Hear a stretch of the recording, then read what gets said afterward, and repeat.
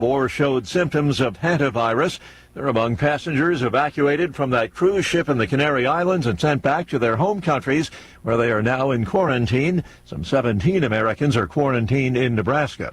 The U.S. and Iran again at loggerheads over how to end the war. Their ceasefire is growing increasingly shaky, with the two sides exchanging fire in recent days, ships in Gulf states being targeted, and fighting flaring between Israel and the Lebanese militant group Hezbollah. The volatility could tip the Middle East back into open warfare and prolong the worldwide energy crisis sparked by the conflict. President Donald Trump is expected to use a trip this week to China to urge Chinese President Xi Jinping to pressure Iran into making concessions and end the current limbo. The president rejected Iran's most recent proposal delivered via Pakistan over the weekend. Bernie Bennett in Washington. Generations of American youngsters have looked forward to school recess. Now a pediatricians group says that recess is good for children's physical as well as their mental health. The updated policy statement by the American Academy of Pediatrics comes after years of shrinking breaks between lessons and worsening children's health. Dr. Robert Murray is the lead author on the study. And in school, of course, the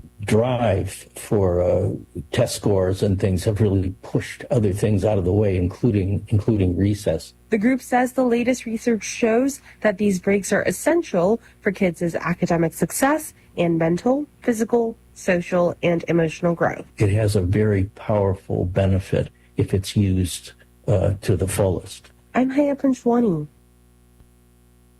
And on Wall Street this morning, stock futures are mixed so far. Right now, the Dow futures are down 70 points. NASDAQ futures up a fraction. Townhall.com. If you're listening right now, chances are you're either worried about a parent living alone or you are that parent and you know your family worries about you. Either way, there's a great company that finally got senior safety right, Connected Caregiver. Connected Caregiver is everything you already know about senior alert devices, fall detection, emergency button GPS, but reimagined for today. A small wearable device alerts your family the moment something happens. Discreet in-home sensors, no cameras, no microphones, cover you even when you're not wearing it. And a smart pill box tells your family if medications were taken, all right on their phones. For the kids, you go from hoping everything is fine to actually knowing it is, even when you're across the country. For mom and dad, Connected Caregiver keeps you in your home on your terms. That's not losing independence, that's keeping it. Call 888-870-8020. A Connected Caregiver specialist who genuinely cares will help find the best solution for you. They'll even help check if you qualify for a free device. Call 888-870-8020, 888-870-8020. A weekend terrorist attack in Pakistan continues claiming lives. Authorities report that the death toll from a suicide attack on a security post in northwest Pakistan has risen to at least 14 police officers. A self-proclaimed breakaway group of the Pakistani Taliban has claimed responsibility. The attack occurred late Saturday when a suicide bomber and gunman detonated an explosives-laden vehicle near the post in Banu. Some of the officers were killed in the exchange of gunfire, while others died after the building collapsed. Pakistani security forces have launched an operation to track down those responsible. I'm Lisa Dwyer. In the Philippines, the country's House of Representatives has voted to impeach Vice President Sara Duterte over alleged unexplained wealth, misuse of state funds, and threats to have the president assassinated. Townhall.com. Federal investigators are looking into a recent incident involving Frontier Airlines at the Denver airport. You hear the pilot on ATC.com. Tower Frontier 4345, we're stopping on the runway. We just hit somebody. We have an engine fire. The plane en route to L.A., the pilot aborting takeoff. There was an individual walking across the runway. One engine on the wing, seen in pictures severely damaged, caught fire, causing smoke on the plane and an emergency evacuation. We've got smoke in the aircraft. We're going to evacuate on the runway. Passengers taking to social media to complain about the slow pace of that evacuation off the plane and down that inflatable slide. The NTSB looking into that as well. Denver Airport reports 12 injuries, 5 people went to the hospital. I'm Julie Walker. And on Wall Street, the S&P futures are down a dozen points. More on these stories at townhall.com.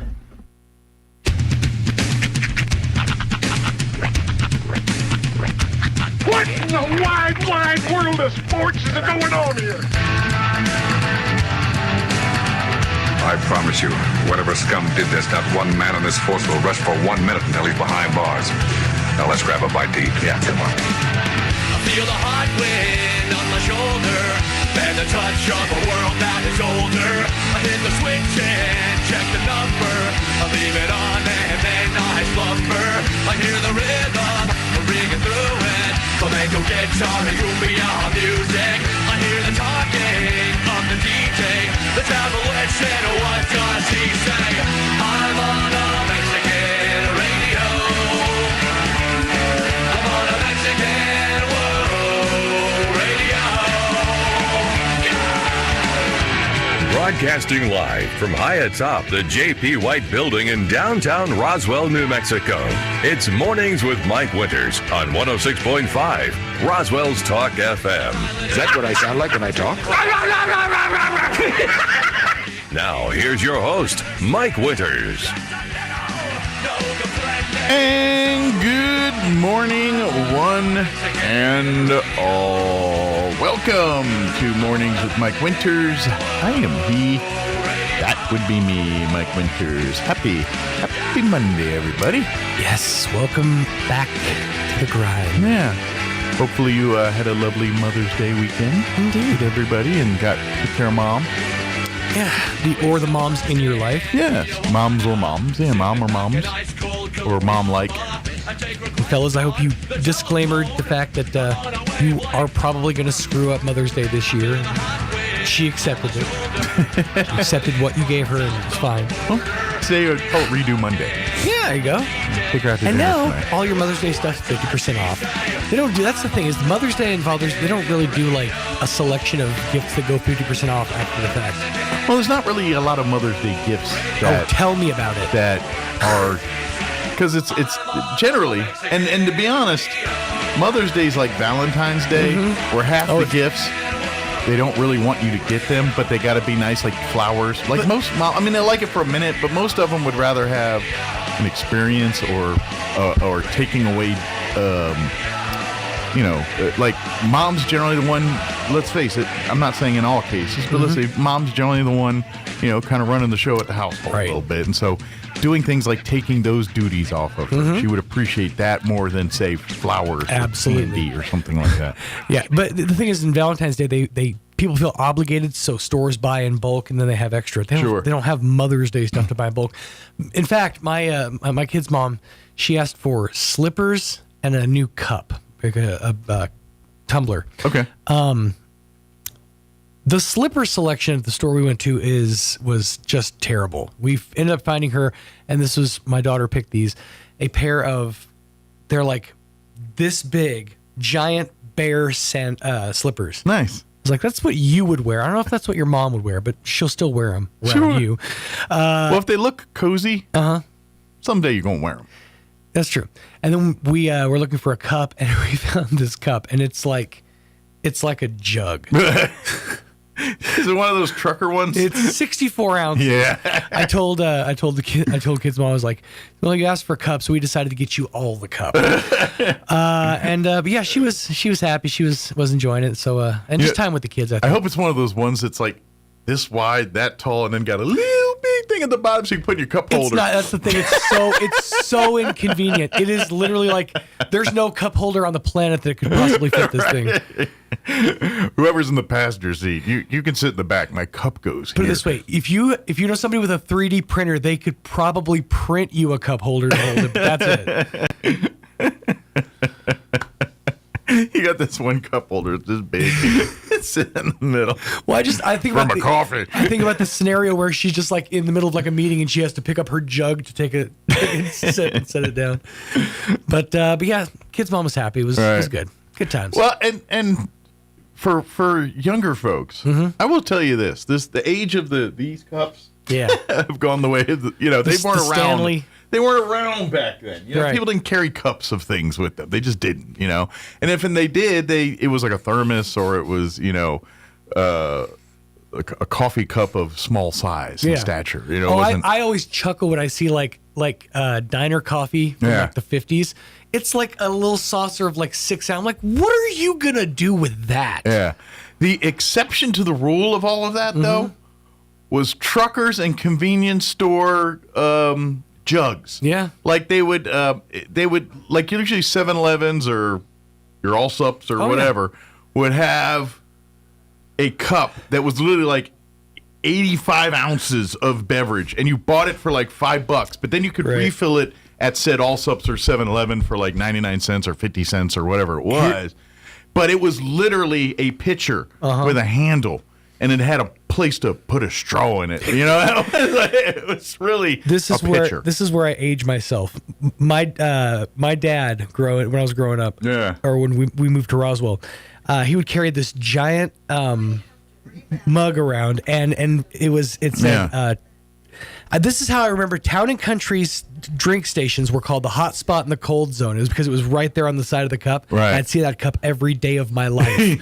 But he carried that cup around like he. It's like our phones now. He wouldn't leave. He's like, I forgot my cup. I gotta go back for it. So it's been a thing for a minute, but I think we've, of course, because we're Americans and we're excessive, we took it to its ultimate limit. They and I remember a couple. They also had a coffee version. It wasn't quite the 700-ounce jug that the soda version was, but it was still like a 32-ounce mug of coffee at the end of the day. But the thing was, those people that would get those would never wash them. Oh, I know. And so it would literally look like something that they rolled around in a dirt factory for 10 minutes, then said, fill that up with Joe, and you're like, whoa. I don't want to drink from this. You should probably not either. Yeah, it's a pretty it can be a pretty nasty thing for sure. Yeah, so we've evolved a bit on that one. I gotta imagine the next logical step is they're just gonna start making smaller. Like we're eventually just gonna go back to just tiny, sipping out of like little tiny cups. I wonder if the phones are gonna get back tiny again.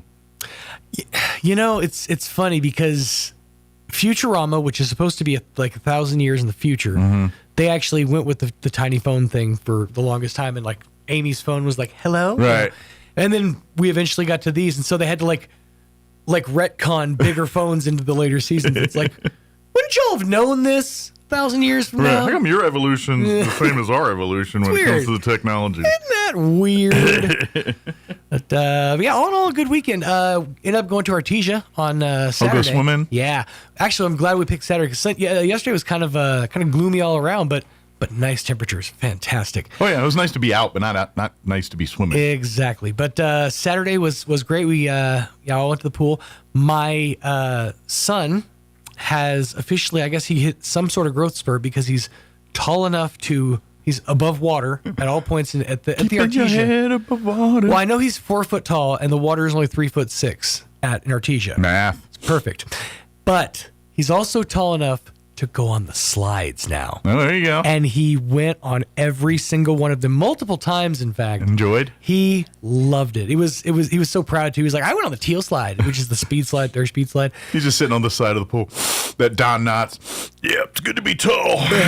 Well, you also have to understand, for the last 7 years of us going to the pool with him, I've had to be within arm's reach of my son at all points in time. That's just the rule. Right. Now, it was very odd. Like I saw my kids I was like, I had eyes on both of them, but I was in line at the concession stand. I'm like, this is so weird. They're like a little more independent now. They're running themselves. This is so odd. But yeah, it was cool. It was good. And I got to give props to Artesia. Their aquatic center is just, there you go. I think it's beautiful. I'm glad it sounds like it was and they're good. building a gigigantic recreation center right next door to the aquatic. I was like, why didn't you guys just knock this out in one fell swoop like we did? Probably money. Well, exactly. We have the money to build 2 giant facilities. It's like, yeah, let's knock 4 of those out. Right. Yeah, why not? So we're just lucky we didn't end up getting, ours with like a Wetzel's pretzels in there or something, just to sublet the space. I mean, I'd still love a Wetzel's pretzels. I kind of go for that. I'd be like, sounds delightful. It's light. I'm like, after a dip, a nice warm pretzel with cheese. Oh my goodness. That doesn't sound bad, actually. Sounds delightful. I just talked myself into subletting the space. All right, we got a full slate for you for today. So let me get the rundown for you for today's show. Here in just a few minutes, Matt Bristol with Bristol Law Office will join us for his monthly visit. He comes each month to give us good advice when it comes to legal things for your family and your business as well, too. In the 8 o'clock hour, about 8:15, we're going to replay our interview we had Friday. Christy Ifrigan joined us from the Roswell Public Library and giving us a rundown, kind of previewing summer reading program, which we're like weeks away. Weeks. It's kind of mere weeks away. So we talk a little bit about that, plus some upcoming events and things at the library as well. And then Friday, we had Congresswoman Teresa Ledger Fernandez in town for the weekend. She was here for graduation over over at New Mexico Military Institute. They had she gave the commencement speech, but she was in town and popped in Friday for a little bit, so I had about a 15-minute conversation with her. Really talking mostly about they really cleared the Congress has now made it for compensation for the radiation exposure, the downwinders.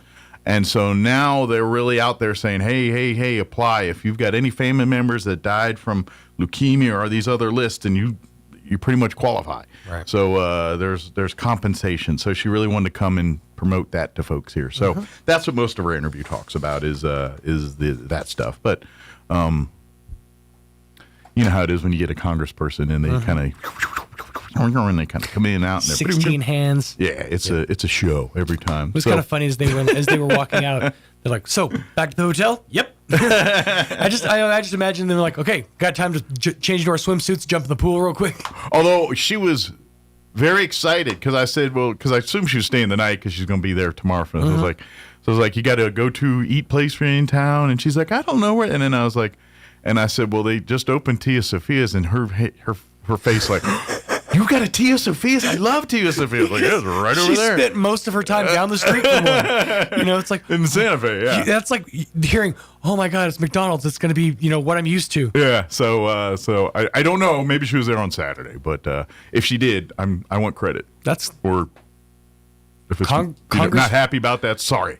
I mean, it was Sean's fault. I'm just saying, Tia Sophia's. That's fair. Tia Sophia's got something that most people, entities, organizations can't get: congressional approval.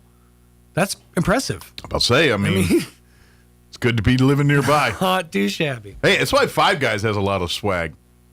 Because it's right near, there's one right near the White House, the Capitol, White House, and all that. And but, is born and bred in D.C., and they a lot of them like Five Guys. But they do not deliver.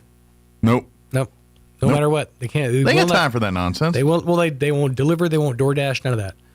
There's a whole famous story about. Well, it's because it's the whole thing about the thing. They didn't have milkshakes for 5-6 years because they didn't have a freezer in the place, or they didn't have a recipe to do something that they want to. Yeah. You don't think they're going to be stubborn? It's Five Guys. It's the most stubborn thing in the world. Actually. You call it Five Wives, and let's see what that sounds like. All right, it is 7:18. Let's do this. We're going to pause for weather. We're going to take a quick commercial break that will include your Roswell Livestock auction with Smiley Wooten. It's not the recap. That's tomorrow. And then on the other side of the break, Matt Bristol from Bristol Law will join us. Don't go away. You're listening to Mornings with Mike Winters. I'm meteorologist Steve Hamilton with your Pecos Valley weather. High pressure will be covering our area for the next few days. Temperatures will stay pretty comfortable today, but we've got a big warm-up on the way for Tuesday and Wednesday. Sunshine for now, maybe a few clouds and low 80s. Overnight will be clear, mid-50s, and then we're in the upper 90s for the afternoon high on Tuesday. Sunny and not too windy. We're looking at upper 90s again on Wednesday. We'll stay sunny. That's your latest forecast. I'm meteorologist Steve Hamilton. Step back in time and experience the medieval magic of the Lincoln Forest Renaissance Fair by Oso Productions. Friday through Sunday, May 15th through the 17th at Wingfield Park in Ruidoso. From medieval combat competitions to traditional crafts, there's something for everyone. A diverse selection of artisans selling handcrafted goods, Renaissance attire, jewelry, swords, and more. Join in the movement Friday 4 to 8, Saturday 10 to 8, Sunday 10 to 5. Tickets online at LincolnForestRenFair.com. The Lincoln Forest Renaissance Fair by Oso Productions, the Village of Ruidoso, and the Lincoln County Lodgers Tax. Our farmers, ranchers, small businesses, and our oil and gas industries are the backbone of our community. Without them, budgets for police, fire, even education get cut. I'm Johnny Orville McLean Jr. for County Commissioner, District 5. The right time? the right place, and I am the right person. Committed to building foundational and generational wealth for our children and our grandchildren to ensure the future of Chaves County. A clear voice for all of Chaves County. Paid for by the committee to elect Johnny R. McLean Jr., Crystal M. Hester, Treasurer. Looking to start, continue, or complete your higher education journey? Join the more than 5,700 current Greyhounds on their journey to student success. Eastern New Mexico University offers the most affordable higher education degree in the Southwest, and New Mexico residents can go to school tuition-free with the New Mexico Opportunity Scholarship. With online or in-person degrees, ENMU is the right choice for you. For more information, visit enmu.edu. ENMU, student success, that's what we're about. The deals and the wheels roll on at Roswell Honda. Due to overwhelming demand, Deals for Wheels has been extended through May. That means if it's got wheels, it's worth up to thousands towards your next new Honda. Vehicles, golf carts, scooters, even bikes. And this month, get even more with $300 bonus on your trade. Whatever your old ride is, it's time to turn it into cash. But you better act fast because the deals won't roll on forever. Roll on in to the Deals for Wheels event on now at Roswell Honda, 2177 West 2nd. Good morning, this is Smiley Wooten at the Roswell Livestock Auction. A light May run following Mother's Day, but a good selection of all classes of cattle, especially high-quality native calves, yearlings, pairs, bred cows. We expect to sell 750 head. Break it down like this: 150, 175 weigh cows and bulls, 100, 125 pairs, bred cows, 400, 450 calves and yearlings. Today's sale will include 30 cow-calf pairs from Mr. Brad Goldson down at Pecos, Texas. Excellent crossbred cows, excellent quality black Angus and Brangus with black calves at side, pairs 4 to 10 years old. 6 cow-calf pairs, Mr. David Corn here north of Roswell. Excellent quality black and black white face Angus crossbreds with black Angus calves. 8 to 10 years old, 20 bred cows, excellent quality black and black white face, red Angus crossbred cows bred to black and red Angus bulls. Bred cows 5 to 10 years old. Several cows to be pre-checked this morning. 49 heifer calves, excellent quality black Angus heifer calves, weaned 60 days, 2 rounds of shots, 400, 500 pounds. 37 calves, excellent quality, 90% black white face Angus crossbreds. Cattle weaned 30 days, 1 round of shots, thin condition, 400, 550 pounds. 20 calves, excellent quality black and black white face and Charolais crossbreds. Cattle weaned 60 days, 2 rounds of shots, 275, 375 pounds. 20 to 25 babies and roping size calves in the run this morning in the 150, 250 pound weight range. Sale time this morning will be at 9 o'clock. Sale pairs, bred cows 9:30 to 10. Be selling calves and yearlings about 10:30. Be on pairs, breds, calves, and yearlings pretty quick. We expect to sell 750 head here today. This is Smiley Wooten. The average American spends 2.5 days a year looking for lost items. We aren't sure how long Europeans and Asians look for lost stuff. We lost the list. Here's Mike Winters. And good morning. It is 23 minutes after 7 o'clock, and joining us in studio this morning, all the way from the 4th floor, Matt Bristol with Bristol Law joining us. Good morning, Matt. Morning, Mike. How you doing? Doing great. How about yourself? How was your Mother's Day weekend? I was good. We went to 2 graduation parties Saturday, Nice. Graduation party Sunday. Very good. Did Mother's Day stuff, so it was good. Good. Yeah. How was your weekend?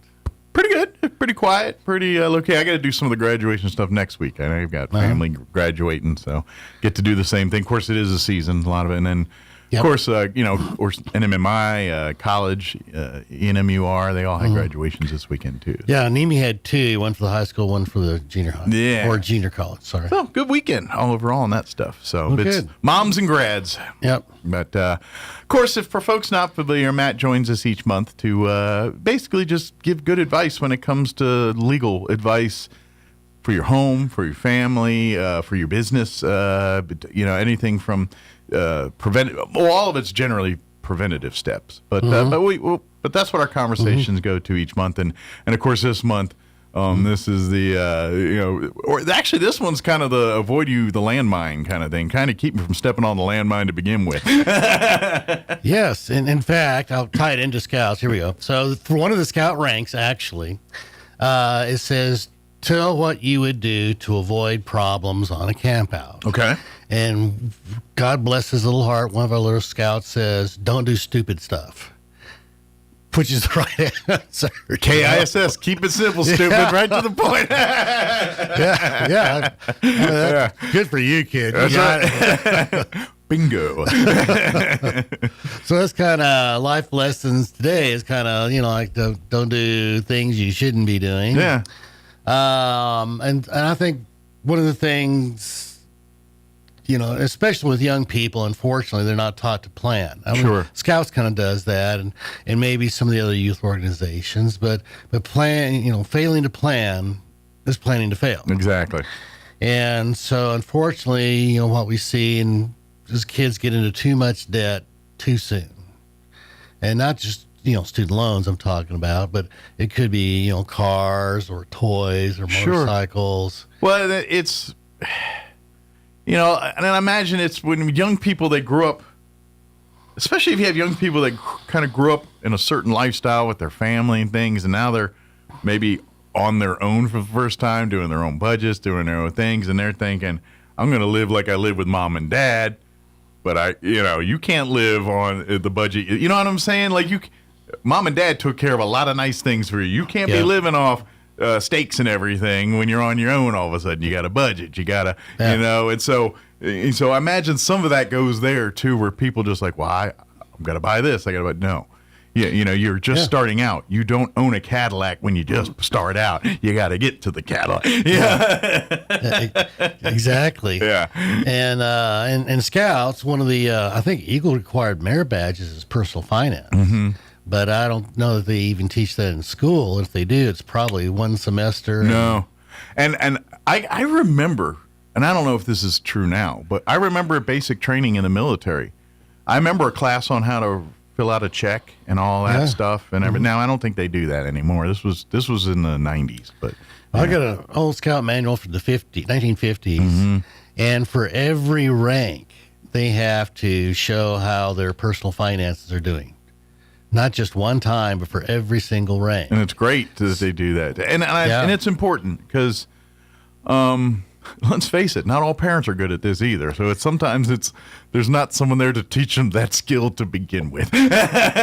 Right. So school doesn't teach them. Mom and dad really didn't teach them. And so to catch it in something like Scouts or something outside of that or through school or something is a godsend sometimes. Yeah. And some of this stuff, kids, is going to have to be self-taught. You're going to have to get books. You have to read, actually, learn something. Mm-hmm. Maybe sometimes on the internet, but there's, the internet has good stuff and bad stuff. It's the Wild West. But you need to learn how to make a budget, and most people don't know how. Most parents live paycheck to paycheck, which means they never really learned how to budget. So in most budgets that I found, it's upside down. So in their budget, they got the rent and the groceries and utilities and car payment and whatever. And then down at the bottom, is there anything left over for savings? Mm-hmm. And that's backwards, okay? Savings should be the very first line item. And then you pay the rent. And then you pay utilities and groceries. Say, okay, I'm going to put away X amount of dollars of saving each month, come hell or high water. Yes. And then what does that leave me the rest of to take care of the monthly, weekly, quarterly budget, whatever it is you're covering there? Yeah, so. Pay yourself first. Yeah. Pay yourself first, and then do the rest of your budget for the other bills. And then you got to have the discipline to say, I set that aside, and I don't touch it. Uh-huh. I mean, obviously emergencies happen, something happens, but by and large, unless someone's dying, that money stays where it stays, kind of thing. Yeah. Well, it is for emergencies. Yeah. I mean, if you got $800 in savings, that's for flat tires and things that go broke. But that does not say, I got $800, I can go get that, 48-inch TV. Yeah, upgrade or the TV or upgrade the car or upgrade the phone. Correct. You do not use it for toys, non-necessities. You're not in that point in your life yet, Not at that point. That's correct. So at first, you got to be frugal. Because the thing that we see people do poorly is they buy more house than they can really afford. They can buy more car than they can really afford. And then they start having babies, and it's welcome to the rat race. Sure. The only time that, and this is where young people, and this isn't the other thing, I think, because when we're young, we're willing to take the risks. We're willing to do, and I'm not saying that's a bad thing all the time. It's a great thing. You know, America's built on a lot of young people taking risks and doing dumb. We're the greatest country in the world because a lot of people did just that. So no, I will never say that's a bad thing. But then again, most of us, you know, it's okay to play it smart too. But I get it when you're young, and it is tempting to. But what I was getting to is the one place I would maybe, if you don't mind, is the real estate deal, because by and large, that's, unless you just buy a real turd of a property, you're gonna get your money back. You know what I mean? Or make money on that.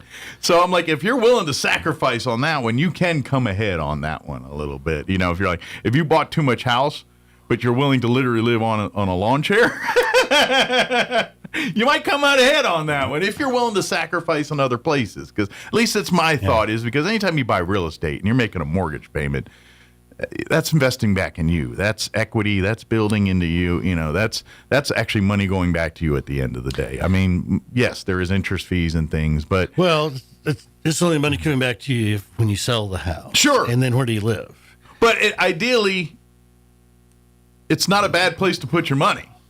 Is when I'm like, if you're not one of those people, like, you get the money, okay, well, it's in house. I'm making it in payments. So when I'm ready to sell this house, there's some of my nest egg right there too. You know, well, that's not. Be careful, because it's a fixed expense. Sure, it's not a. But all I'm saying is, if you're going to take a risk young, go in that direction. Don't buy a Maserati. That's all I'm saying. Something that's not going to, maybe return on investment. Yeah, the car won't be there in 20 years, but the house will. Exactly. Yeah. And so my thought on the house would be, buy less house than what you need, because if you have babies don't need a big house. Sure, absolutely. Okay? I mean, that's something that the parents want. But a 30-year mortgage is basically rent. Sure. And equity will grow into that house. So the budget should be, you take whatever the monthly payment is and you add 17%. And if you do pay that extra 17% every month, you'll actually pay off the house in 20 years instead of 30 years. So what that translates to, kids, is... And it's perfectly legal. There's no penalties or anything. I've never seen any mortgages have penalties or that kind of stuff. Most of them all are fine with it. Oh, yeah. They'll let you do that. Yeah. And there's a part of the payment coupon or online will say the extra money goes towards principal. So you apply towards principal. Mm-hmm. But a $100,000 loan over 30 years, you're going to be paying $300,000 back. Sure. But if you pay it off in 20 years, you save a third of that. You save $100,000 in interest. Sure. And it's paid off in 20. Now you get a home. Just pay attention when you do get your loans, and don't be doing those adjustable rates and all that stuff. That's when the Fannie Mae's and Bernie Macs and all that stuff went down here. That's where a lot of that people get in here, and then they adjust those rates and they price themselves out of the houses and then default housing, and that no, that's part of it. Yes, I mean, but do your homework at the beginning. Don't let them. Fixed rates, take advantage of programs, those first-time buyer programs, or if you got specialized veteran or teacher or whatever specialized discounts, take advantage of all those. Yeah. So, and be careful when you talk to the loan. They say, well, the monthly, the principal and interest is X. Mm-hmm. You go, but every mortgage payment has taxes and insurance. So make sure you get all four things into the monthly payment. And make sure you can pay that extra 17%, and that's your budget. But that also gives you a 17% cushion. That if something bad happens 1 month, the washer and the dishwasher. And those months do happen, trust me. Yeah. When it rains, it pours. So when things do go wrong the same month, you got that 17%. You can redirect. Absolutely. Maybe address this emergency situation, and a few minutes later go back to in the house. Gives you some flexibility. It does. And to be honest, the more you do that, the more storms you can weather. I mean, that's because, like we just said, it rains, it pours. If one thing, the washer goes out. The kids needs braces. The car died. We got to get a new car. And that literally all happens in the span of 2 weeks, and that could wipe you out if you're not planning, or if you don't plan a little bit. Right. So remember, your savings comes first. Yeah. Don't buy more house than you really, really need. I mean, there's between need and want. Sure.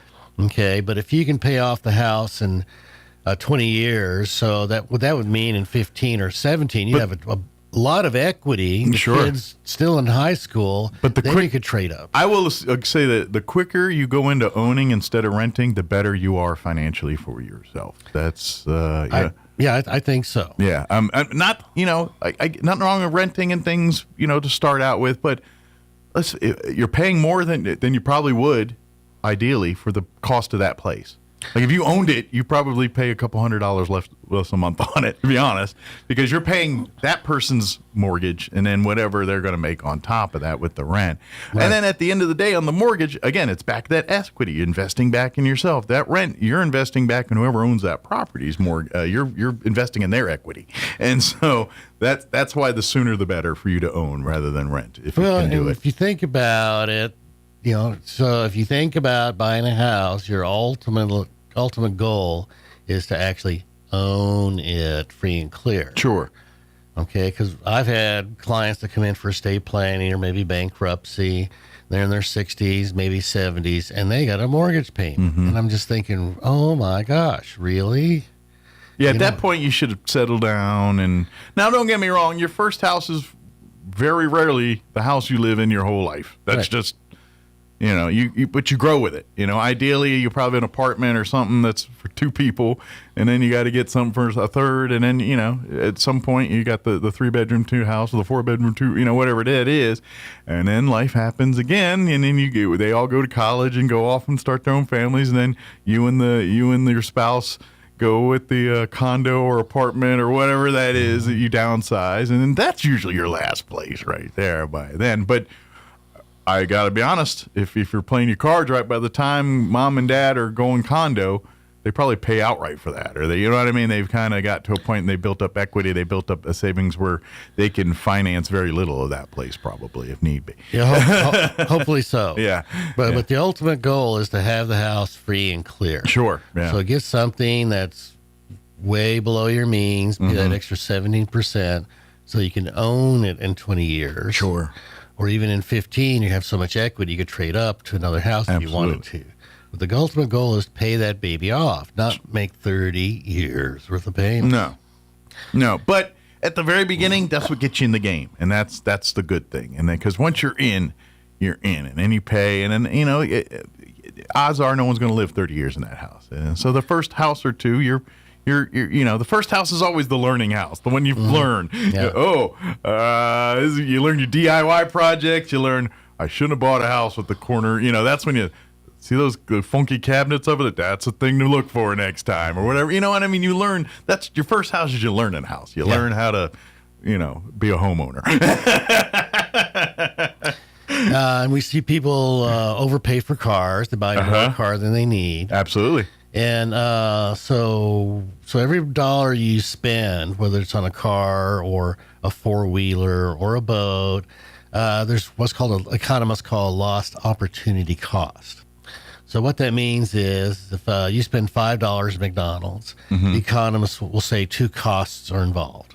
One cost was the $5 bill, and the other cost is what they call a lost opportunity cost. Okay. By spending your $5 at McDonald's, you lost the opportunity to spend that $5 somewhere else. Makes sense, right? Yeah, it sounds obvious at first, but a lot of these oil field guys that work in the oil field buy these $80,000 pickups because they're making a lot of money. Sure. But there's a lost opportunity cost. So many of these NFL stars and things, because literally they sign these $20-30 million contracts, and they think the world's their oyster, but they burn right through it because a lot of those costs you just talked about right there, ones that they're not getting, lost cost opportunities. Oh yeah. Yeah. I mean, that's every one of those stories you hear about those athletes. That's the problem right there, is that lost cost opportunity. Yep. They think that money's endless, but it's not. Yep. So what's the lost opportunity cost of that truck? So let's say instead of buying the truck, you just put $80,000 in the stock market, and traditionally stock market earns 10% a year. Mm-hmm.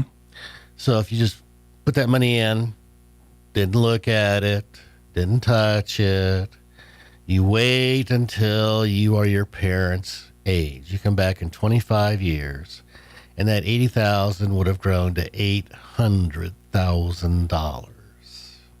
That's the lost opportunity cost of that truck, kids. Yep.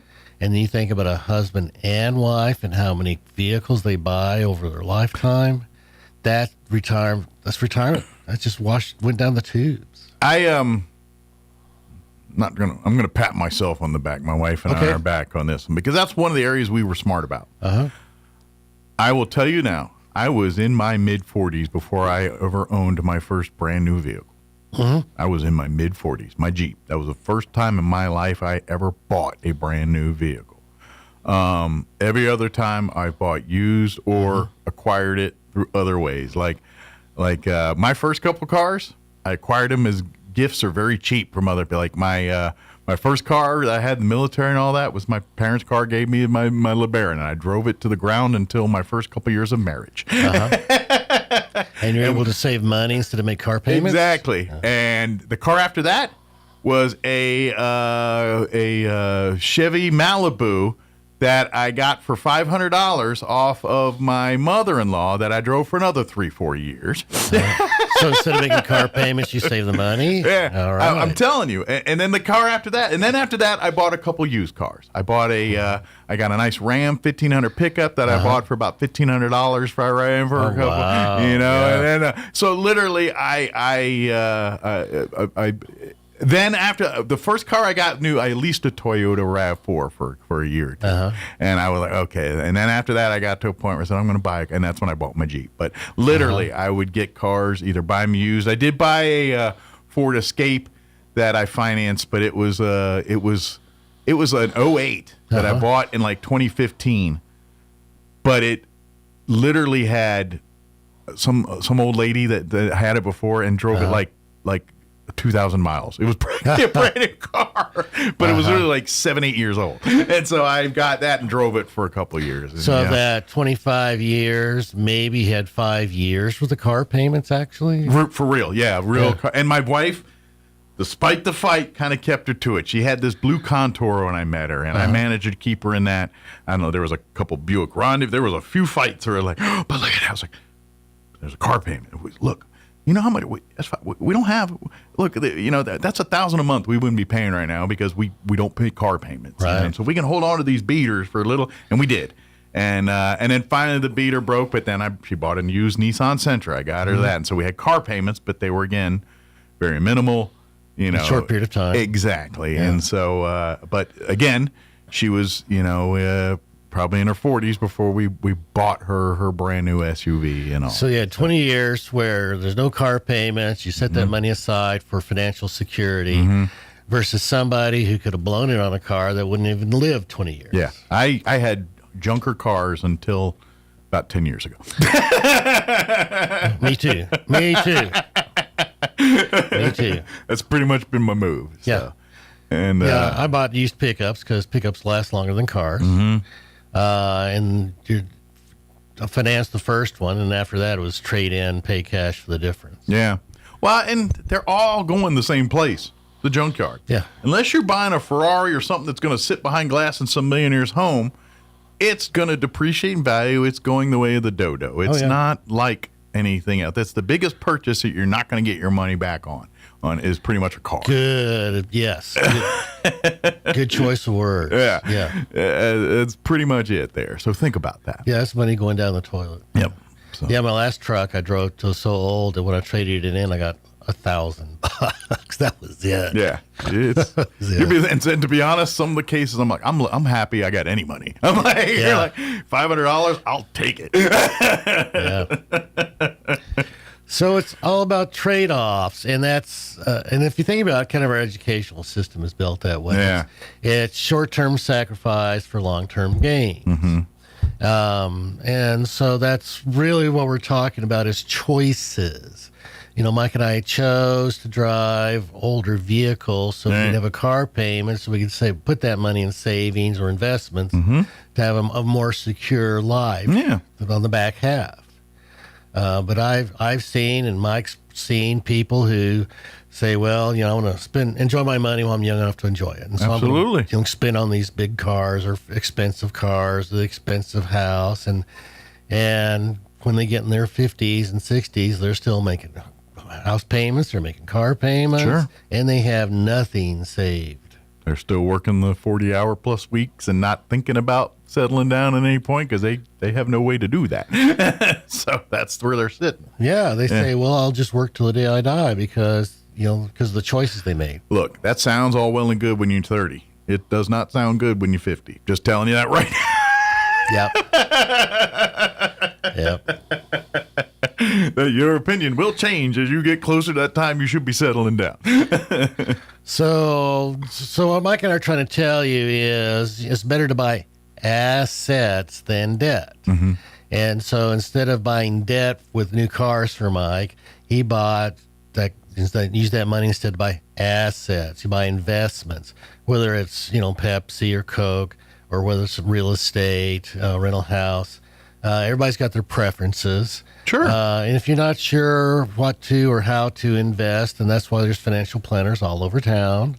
There's stuff on the internet, although I'd be careful about some of that stuff. Yeah, I would sit down with someone you trust and know, Right. or someone your family. Like, put it this way.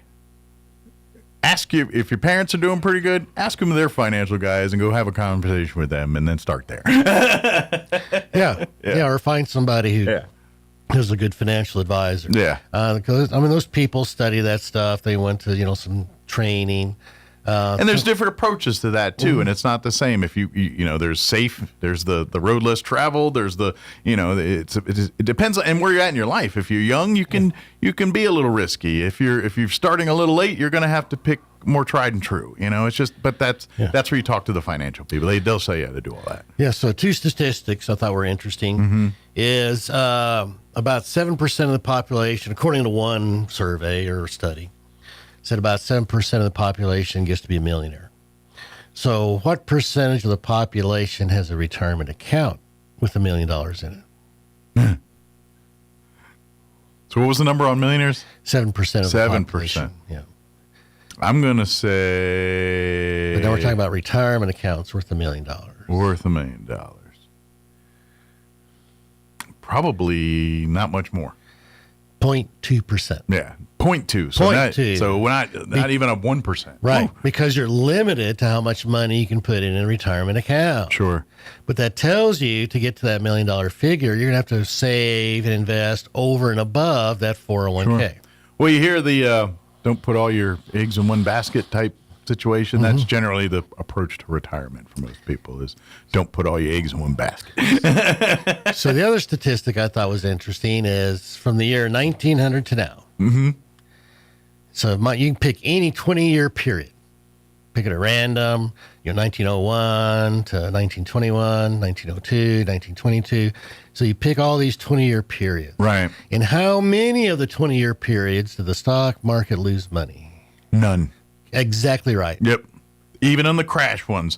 Over the course, it corrected and rebounded. And that, if you look at the stock market from the dawn of time till today, it's a line that goes nothing but up. That's right. Yep. So as long as your time horizon is 20 or more years, your money is safe. Yeah.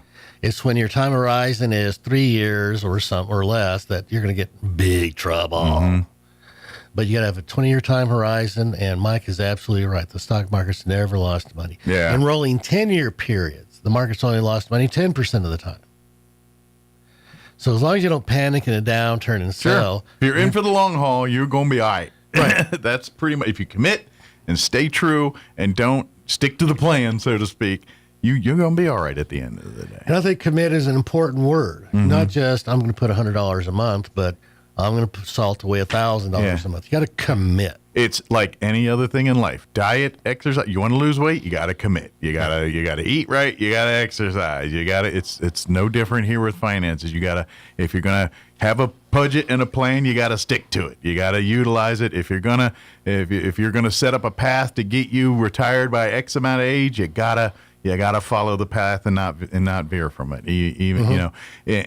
And I get it. Life happens and emergencies happen, but if you plan right, you plan for those along the way too, or plan for a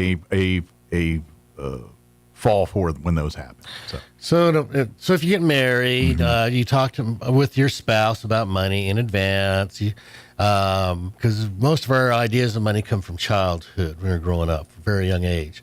So you need to talk with each other about money stuff, paying bills, saving, who's a spender, who's a saver. And then in a perfect world, you'd live on one paycheck. Now that might take 3 years to get there to pay off the vehicles or something. But think about it. If one person's paycheck entirely was available for saving, invest for retirement, you could build up money for a down payment on a house. Absolutely. I mean, think how stress-free your life would be if one paycheck was just free money. Absolutely. As long as you get back to that thing we were talking about earlier and stop spending on those things that the lost potential, income potential things. Don't buy debt. You're not buying those cars and brand new cars and things. Look, I get it. You're going to need a car because your life is, but you don't need an expensive car. You can buy a $25,000 or you can buy an $80,000. Exactly. Well, how is it any different than when you go to the grocery store sometimes? And you're like, okay, there's this peanut butter that's $2.99 and then there's $5.99 peanut butter. I'm going to buy the $5.99 peanut butter. I'm going to buy the $2.99. Most people will buy the $2.99 peanut butter. That's just a steak or anything. It's no different with a car.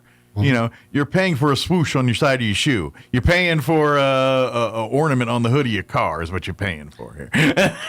Think about that. Life is a series of choices. Yeah. Each choice has a consequence. Yeah. And you can choose to blow your money on crap.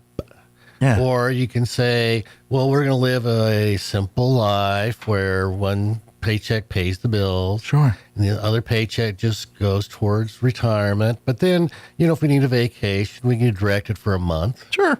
Go on a vacation. Well, and you could still do it right where you don't have to sacrifice completely. You get to enjoy, but you can't be, you got to stay in your lane sometimes. And you got to remember that. You can't outspend you can't spend more money than you got coming in at the end of the day. And you can't. And anytime you finance your future for something like that, you think that's a really good choice. Like if you're going to promise future monies that you're going to earn to somebody else on something that you may or might not have for very long, that's what I'm trying to say. And that's what I'm talking about with a car and things. You're literally giving them, I'm going to promise to give you money I haven't earned yet for this car.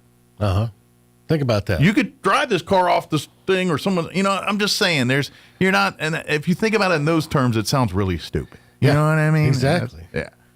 So, anyway. It's your money. Pay yourself first. It's not how much you make, it's how much you keep. Yes, exactly. Okay, so nobody's going to get rich off a paycheck. You get rich off your savings and how you invest it.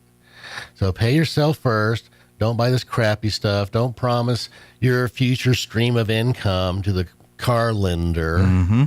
Promise it to yourself. Yeah, that's what we're saying at the end of the day. I know it's a lot doing. We got a couple more minutes here, but I want to make sure you got time to cover all the points and everything you got here. So. Well, I think that's it. Okay. Just be mindful. Remember, there's a lost opportunity cost to buying stuff, and you really don't need that much stuff. Well, and at the end of the day, I'm not saying you have to be a fuddy-duddy. You can splurge every once in a while. It's kind of like diet and exercise. Treat yourself to an ice cream cone every once in a while. There's nothing wrong with, hey, let's have a family splurge and have a movie day or whatever day or vacation day or whatever that is. There's nothing wrong with that. But you can't plan your life for those. You got to plan your life for the big picture and let those sprinkle in as you go. That's your end game is to have a nest egg for the next for retirement, for your kids, for whatever it is. So when they're going off to the next thing or you're going off to the next thing, there's plenty of money for it to be there to do that. Yeah, the difference between rich people and poor people is poor people buy debt. Rich people buy assets. They invest. Absolutely. And that's the difference. And trust me, if you do that, the other stuff will come. Yeah. Like if you smart with your money and all that, you're going to hit a point where you can buy all the dumb jet skis or the latest iPhone or whatever thing you want. God bless you. Your man cave, she shed, whatever nonsense you want to have out there. God bless you. But you can't create that until you can't put the cart in front of the horse is what I'm trying to tell you. Yeah, you're not getting that in your 20s and you can't afford it in your 30s. Yeah, I get it. Sorry. Yeah, and unfortunately, we live in a world where it's I want it now, and it's always like that. It was like that when I was a kid, just in a different way. Now it's even faster. And unfortunately, or fortunately, depending on your outlook, there's a small percentage of people that can make a living opening shoe boxes and all this, and they make quick cash. And we've got a world where there's a lot of young people who can make quick cash. But I'm telling you right now, all of that stuff will go away. The same thing happened in the 90s, and the same thing happened in the 80s and the 70s, whatever thing or fad or technology generation came along. It was the internet in the 90s here. Now it's kind of the social media and all that, and that ability to monetize that, and gaming and streaming. The bottom is going to fall out of that. They're going to shift in the good things, the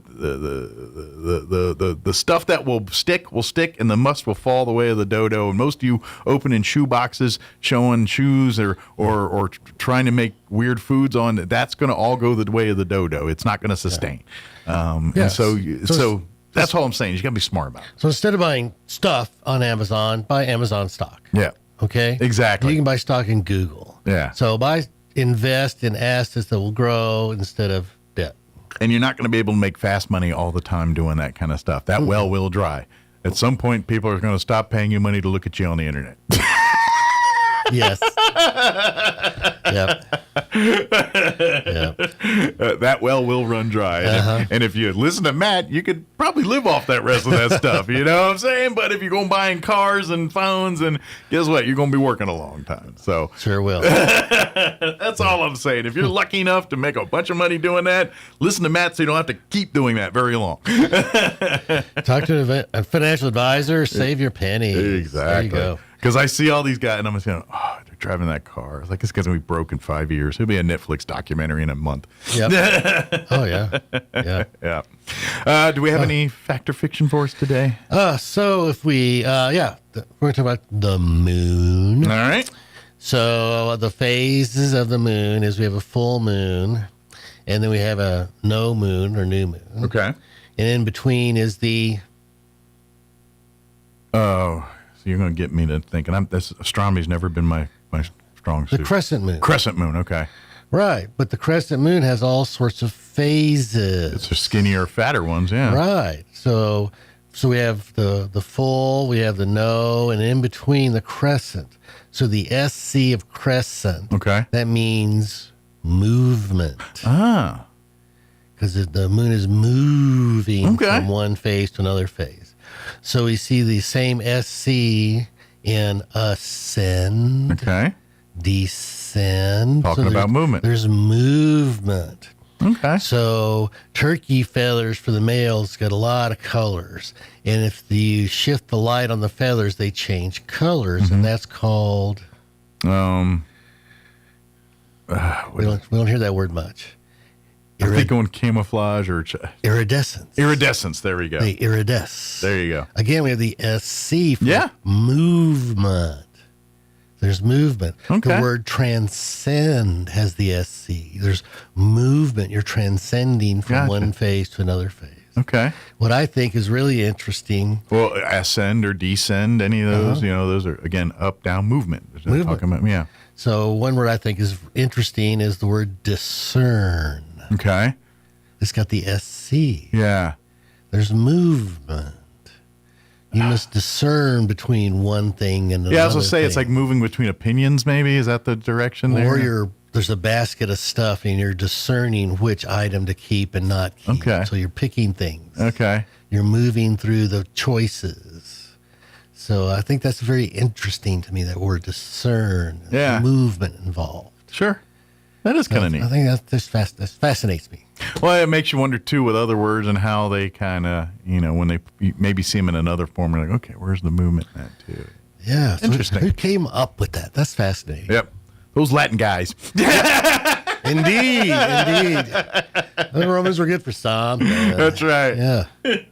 Well, thank you so much, Mike. Thank you as always, Matt. Of course, if folks have any questions or need Matt's daytime services for anything when it comes to legal services, but to be honest, Matt is happy to help you after the fact. But if you need the pre-stuff, if you're talking about setting up businesses and things like that, you need information or advice on how to do that, please talk to Matt first rather than having to talk to Matt afterwards when you're setting up lawsuits and wondering why your business failed. Yes, it's cheaper to avoid mistakes than try to fix mistakes. When you're kind of when you go to see Matt and the first thing and he asks you is what kind of business you want to set up, and you're like, a business that has the doors and stuff. He's going to be like, all right, we need to talk. You need to set up partnership. Is this an LLC or what are we doing here? So that's what I'm talking, because Matt can definitely save you a lot of time. And then of course, if the other things happen the other way, you learn the hard way, and you're now paying the pauper.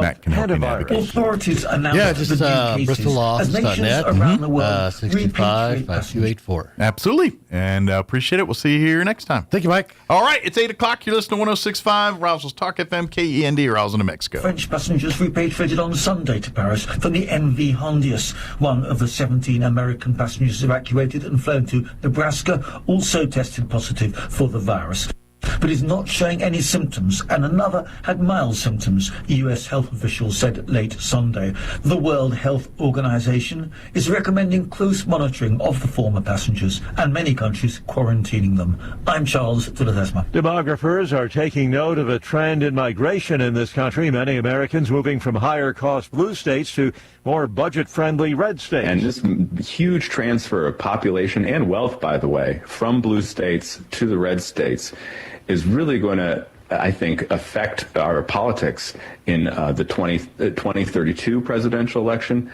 and beyond. Matthew Continetti with the American Enterprise Institute speaking with the Salem Radio Network. U.S. Africa Command has recovered the body of one of the 2 American soldiers who went missing during a military exercise in Morocco a week ago. The search continues for the second soldier. The 2 had gone on a recreational hike when they disappeared. Watching Wall Street this hour, the Dow trading about 38 points higher, while the Nasdaq is down 9 points and the S&P up 10 points. More on these stories at townhall.com. Here's an important message from the Diabetes Solution Center. Do you like pricking your fingers to test your blood sugar levels? No one does, but it's important to maintain your health. And now, by wearing a small remote device called a continuous glucose monitor, or CGM, you don't need to prick your fingers anymore. It's easy to use and helps you make more accurate diabetes treatment decisions. If you are testing your blood sugar 3 or more times daily, injecting insulin, or using an insulin pump, call the Diabetes Solution Center right now. And if you have Medicare or most major insurance coverage, you may be able to get a new CGM at little to no out-of-pocket cost. Shipping is free, and we'll even bill your insurance company for you. If you are testing your blood sugar 3 or more times daily, injecting insulin, or using an insulin pump, call the Diabetes Solution Center right now to learn how to end the painful finger sticks and get your own continuous glucose monitor, or CGM, at little to no out-of-pocket cost. Peace laureate Nargis Mohammadi has been transferred to a Tehran hospital after collapsing in prison. Her foundation says it comes after days of pleading by her family and others. Mohammadi has been granted a prison sentence suspension on bail. She had been in prison since December. She lost consciousness twice and was transferred to a local hospital on May 1st. Her foundation says the suspended sentence is not enough and that Mohammadi requires permanent specialized care. A statement calls for her unconditional freedom and the dismissal of all the charges. British Prime Minister Keir Starmer is fighting for his job after poor local election results for the Labour Party. He's using a speech today to argue that he can change course and revive his government's sagging fortunes. His position is fragile as rivals consider their options. One lawmaker, Catherine West, says she will trigger a leadership contest if she doesn't like what she hears in the speech. Townhall.com. It is a taxing issue for Democrat politicians in Oregon. A referendum on the state's primary ballot seeking to repeal a Democratic gas tax increase is complicating the affordability message central to the party's midterm election strategy. The Democratic-controlled legislature raised the state gas tax and other fees last fall as a way to plug a hole in the state's transportation budget. The GOP responded with a petition to repeal the increases. That's leading to the referendum. Republicans say the tax increase will further fuel the high cost of living. Jason Walker reporting. A new Gallup poll finds younger Americans are more pessimistic than older ones about the state of the job market. This is a sudden reversal from just 3 years ago. At that time, older Americans were more pessimistic than younger people. More on these stories at townhall.com.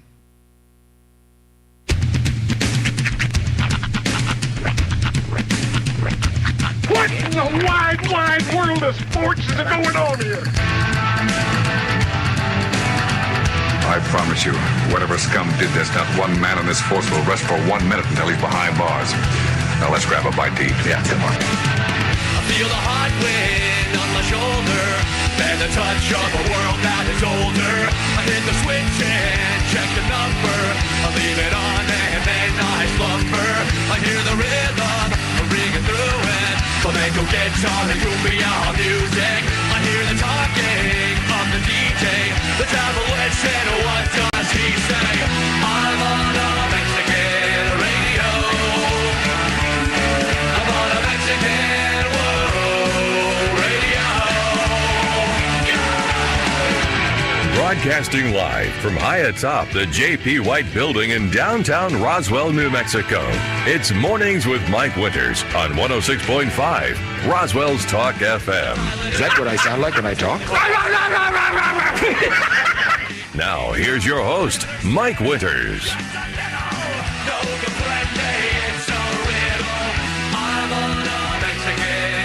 And good morning. It is 6 minutes after 8 o'clock. Welcome to hour number 22. Good mornings with Mike Winters. Right here, 106.5 Talk FM. Whisper in the wind. Happy Monday, everybody. Welcome to it. Post Majaz Day. No. Had a nice little get together with some moms yesterday. The other moms in my life, Jocelyn and my bestie Misty, and Elka, a couple other moms out there. And some are friends, some serve as your mom. Honestly, yeah. But it's one of those situations where it's like, you have kids, I have kids. Let's send our kids outside so they can interact with each other and not bother us for a little while. Yeah, I get you. It's nice. It's just self-babysitting. Nice time, Good temps, good breeze, good friends, good times. Yeah. Would y'all cook out? Or? Yeah, just a little nosh, kind of Jocelyn made up some meatballs and nice. And just some General Nibbles. There's some cheesecakes and that was my nickname in school, General Nibbles. General Nibbles. I'm Corporal Munch. Oh man, but that sounds nice. Yeah, it was a good time. But how about yourself? Did you guys do anything extra special? Really low key. You met Loki? Yeah. Wow, that's bad. That is bad. No. As far as Mother's Day proper, we to be honest, I had IHOP DoorDashed around lunch because that was, and then we just snacked for dinner. So it was really pretty chill. We kind of did some honeydews around the house, and I had an omelet I had a brunch omelet from IHOP that was Mother's Day. That's because I was like, I don't feel like cooking, but I don't want to go. There's no way I'm going out to eat right now. Right. DoorDash. Honestly, we hit. Now, granted, we hit the restaurant early, but we went to Chili's yesterday. Me and the kids. No, nice. I gotta say something though. There's a point of diminishing returns when it comes to cheese pull. Let me explain. Yeah, that's a whole thing now on TikTok and these cheese. I'm starting to get annoyed by all that. I mean, it's fine. It's just fine. Eat your cheese stick and shut up. And I love a good mozzarella stick. Yeah. All you gotta do is take the mozzarella snack sticks, the string cheese from the store, batter dip those, fry it. That's all you have to do. Mm-hmm. People need to stop being so creative with it. So at Chili's, they don't have mozzarella sticks. What they have is fried mozzarella. Yeah, it's like a big patty. It's a pillow of mozzarella. Yeah, that's like the go-to now. I think Denny's and all of them have it too. And I'm going to tell you, that first bite, you dip with the marinara and the cheese pull is fantastic.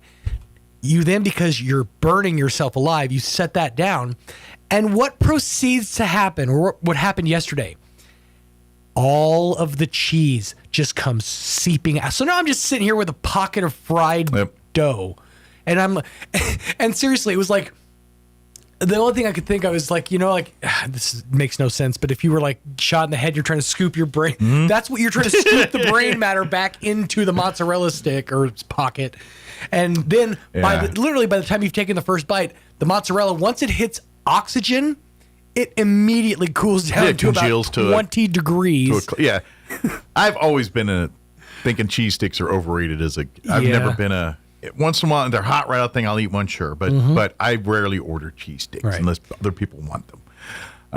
Now, at Chili's, all you need from them apps are them Southwest egg rolls. Them things are a 10, and you're good after that. You're not wrong. Those things are delightful. Those are quite nice. But one of them, is it Chili's or Applebee's? One of them has like these big pretzel sticks that I like. I can't remember which one it is. I think that's Applebee's, because I didn't see them on the one of them has them. I can't remember. Maybe it is Applebee's, but I get them all mixed up in my head, to be honest. Which one's got the chicken fingers? They all do. Yeah. Well, that's actually the depressing part about my my dining selection is I'm like, okay, who serves chicken strips in this town? That's everybody. Not necessarily. No. Well, I mean, I can't throw a rock without seeing the chicken strips on the menu. Even like Mexican restaurants, they got chicken strips. It's hit or miss with Mexican restaurants. Really? Yeah. Like it seems like every Mexican restaurant, I'm like, they got every Mexican dish and chicken strips. Yeah. Well, I'm just saying we're not going to like Sarah's, right? Because I don't think they have chicken strips. Sarah's is Greek. Yeah. Yeah, they don't have chicken strips. No, they don't. A real bummer. I know because my wife doesn't like Greek food either. But I love it. And so usually when I have Sarah's, it's when I'm with other people or just an indulgent single nosh. That's right. But on a TV tray, I can imagine. Yeah. But like I know I think like Burrito Express, the salsa, all those have chicken strips. You probably do, yeah. Yeah, all those places have chicken strips. I should be more Trust me, because that's usually because my wife will literally eat Mexican food 24/7. She loves it. I like Mexican food. I'm not like that. Right. I can't eat it every day. I'm like, I got to break this up. Yeah. So when my wife gets in the thing and I'm like, oh yeah, they got chicken strips. I'm that guy. I'm the guy ordering chicken strips at the Mexican restaurant every once in a while because I'm like, she over Mexican me. I can't. I got to get something that's not Mexican. Oh, don't you hate when you get over mexed? Yeah. So, and don't get me wrong, every Mexican restaurant I've been to has a pretty good burger. As long as you've got a flat top, like a good flat top that's got some seasoning to it, you're gonna. Some of the tastiest burgers in town are from Mexican restaurants. Not gonna lie, I've been like, they got good burgers. Yeah, find you a guy or a lady that knows their way around a spatula. You're gonna have yourself a tasty burger. Yeah. And plus, I noticed Mexican restaurants like they love the meat condiment more than I do. They're the only people I know that put hot dogs as a condiment on a hamburger. It's astonishing. It's delightful. That was, and I'm not gonna lie. It was maybe one of the best ad campaigns ever when Carl's Jr. Released their All America burger, which was topped with potato chips and a hot dog. Right. And the advertisement was a truck, beach volleyball, bikinis, and an eagle. That's right. It was the most American ad campaign I've ever seen. Did you eat the burger? I did try it. I did try it. It was good. It was. It's a lot. Well, yeah. That's the thing. You get to a point. It's a gluttony bomb and a half. Again, it's a point of diminishing returns. If I cannot get a cross-sectioned bite of the burger with my first bite, then it's a bummer to me. Or if I go to bite and all of the rest of the burger just slops out the back. Yeah. Man. Yeah, I like some structure to my sandwich. Oh, and by the way, if you want to take your burger up a notch, if you're somebody that likes like tomatoes, salt your tomatoes before you complete the burger. Okay. Just trust me on that. People are like, I don't like tomatoes. I don't worry salt about your that tomatoes. One, it really does kind of release a little bit. I get mad when I tell you no tomato and you put my tomato in there because now I got the tomato leavings on there because you can't get rid of that. I'm like, I got a seed. You. It's funny whenever I go to like lunch with Misty or whatever, she'll say no onions. I'll be like, I'll have her onions. I'm just take whatever you don't want on hers. Just put on mine. It's fine. I used to have that with iced tea because I wouldn't get the wrapper. Yes. Wow. Yes. No. Man, you are name dropping this morning. That's what I do. Dang. Low-key. Iced tea. Low-key. Iced tea low-key. Mike's crew is off the chain. It is. I ain't told you about Lou Ferrigno yet. And we play shuffleboard every Saturday. Lou Frigno's in the group, too. But anyway. No. Lou! Deaf. Anyways. But anyway, what was I talking about? Now I got sidebarred. Iced tea. Iced tea. What was I talking about with iced tea? I don't know. Sorry. I've got completely sidetracked. That's irresponsible of me as a broadcaster. Yeah. It wasn't good. Don't worry about it. Probably should get the hour going anyway. It's 8:15. This interview is a little bit long. You're going to think of it halfway through the play the interview. Yeah. But we went to Cattle Baron for Sunday. We did a Sunday lunch at Cattle Baron. Nice. And had not Sunday, Saturday. We did it on Saturday. That's actually the pro move. Yeah, because everyone was, and there was quite a few people doing Mother's Day brunches and lunches there that day, and I was like, yeah, and it wasn't busy. I mean, it was busy, but it wasn't like nuts. It was just average. Did you get the salad bar? Oh, of course. No cheese. No cheese. Well, they can't cheese. I know they. There are people in this world that gotta poop on every party, and some party pooped on our cheese. Oh, you should never poop on your cheese. And so we don't get to cheese. We can't have nice things because some people complain because they were sensitive. It's unsanitary. Is it any more sanitary than your kid sticking his nasty finger in them beans over here? It's not. Have you ever eaten? And the kid don't even want to cut the cheese. Have you ever enjoyed I'll just say this. I'm not going to bring any names. Have you ever enjoyed a chocolate fountain at a public restaurant? No, I steer clear of them bad boys. You probably should. And I will. But I'll eat that cheese all day. Right. Because that cheese is way better. Yeah, and it's fine. It's covered with a napkin. Did I die? I've eaten. Yeah, did you die, though? I ate, I'm going to say over the year, pounds of that cheese. Mm-hmm. And I'm just as good as can be. I'm just going to start taking my own blocks in. Cheese. Let's start. I brought my own rips open package. That's right. I'm going to bring my own brick, yeah. But, we had... BYOB, bring your own brick. Well, and that's the problem. This is a problem what we do every time at Cattle Baron. I get 2 meals at Cattle Baron. Yeah. Because I get the salad bar, and then my dinner came, or lunch came, and I was like, can you just put that to go? Box it up. Like, my wife got a French dip. I got, like, this... chicken with avocado and cheese on it. It's a problem of the formerly gluttonous man, because I'm in the same boat. Yeah. You look at things like a salad bar or a buffet as a challenge. Oh, I do. I go to You're town. Like, I'm going to get my money's worth. Well, I'm always getting the soup. Right. So I got chicken and rice, which was very good. Ooh, that sounds good. And weirdly enough, ranch style beans cold. I've never had them anyplace else but on the salad bar at Cattle Baron. Cold? Yes. And I like them. Wow. But I'll never have them any other place other than the Cattle Baron salad bar. Not out of a can with the lid slightly No, open but like these are chilled, like not room temperature. Right. Cold beans, like they're meant to be cold. That's crazy. Yeah. Huh. And they're all right. I mean, they're fixed up with everything in it. It's just they taste like beans, but they're cold. Cold beans on a salad bar. What a country. It's delightful. I get a scoop into them beans every time. It sounds fantastic. They got a lot of carrot salads and different salads that you never really see at home, and that's why I like their salad bar. Who the hell's keeping kale salad on a menu? Carrot. Kale. Oh. I see it everywhere. Kale salad. It is. You're gonna cut up your mouth. That's all you're doing. It's just lettuce that's designed to cut up the roof of your mouth. I'm a spinach guy. You know what? I like spinach. Yeah, I'm a spinach guy. I'm strong to the finish. Because I eat my spinach. All right, we're going to play our interview with Christy Ifrigan from the Roswell Public Library. She joined us on Friday to talk about upcoming events, summer reading program, and what have you here. So we're going to get that going. Before we do that, let's take a gander at your weather. I'm meteorologist Steve Hamilton with your Pecos Valley weather. High pressure will be covering our area for the next few days. Temperatures will stay pretty comfortable today, but we've got a big warm-up on the way for Tuesday and Wednesday. Sunshine for now, maybe a few clouds and low 80s. Overnight it'll be clear, mid-50s, and then we're in the upper 90s for the afternoon high on Tuesday. Sunny and not too windy. We're looking at upper 90s again on Wednesday. We'll stay sunny.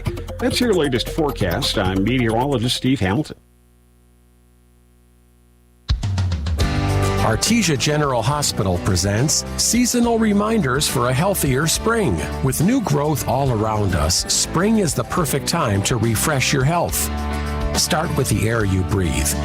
Replace home air filters and reduce allergens indoors. Step outside and move your body daily. Even a short walk can improve mood and heart health. Add colorful fruits and vegetables to your meals for natural energy and immune support. And don't put off preventive care. A simple checkup today can make a big difference tomorrow. Make this spring your healthiest yet. These healthy living reminders are brought to you by Artesia General Hospital, ready to take care of you and your family. Free up your countertop with the versatility of a KitchenAid multifunction over-the-range microwave oven from Bush Appliance in Roswell. Designed for flush installation with a standard 12 3/4 inch cutout, this space-saving appliance combines an air fryer, toaster oven, convection oven, microwave, and ventilation hood. Shop now at Bush Appliance and conquer countertop clutter. Who are you going to call? Bush Appliance in Roswell. Stop by 111 West Country Club Road or call 575-622-6390. Primary Election Day is coming up on June 2nd. Who we elect on that day sets our policies. The policy then shapes our schools, and our schools shape our kids. If you're not voting in the primary election on June 2nd, someone else is making that choice for you. Make a plan to vote on June 2nd in the primary election. Paid for by the Permian Strategic Partnership. Hi, I am Johnny Orville McLean Jr., candidate for County Commissioner District 5. I am a lifelong resident of Chaves County, and I've been a volunteer firefighter for 37 years, working with our first responders. I have built and I will continue to build strong relationships to keep Chaves County moving forward. The right place, the right time, and the right person. I'm asking for your vote. I'm Johnny Orville McLean Jr. A clear voice for all of Chaves County. Paid for by the committee to elect Johnny Orville McLean Jr., Crystal M. Hester, Treasurer. Did you know that gun deaths are the leading cause of death for children and teens in New Mexico? Half of those deaths are suicide by a gun. As gun owners, we can help keep New Mexico's children and teens safe by securing all our firearms. Store your guns locked up, unloaded, and separate from ammunition. That's right, locked up, unloaded, and separate from ammunition. It's one simple thing we as gun owners can do. Keep me and my friends safe and lock up your guns. Thank you. Brought to you by New Mexicans to prevent gun violence. Here's a Mornings with Mike Winters fun fact. China has more English speakers than the United States. They have more Chinese speakers, too. Here's Mike Winters.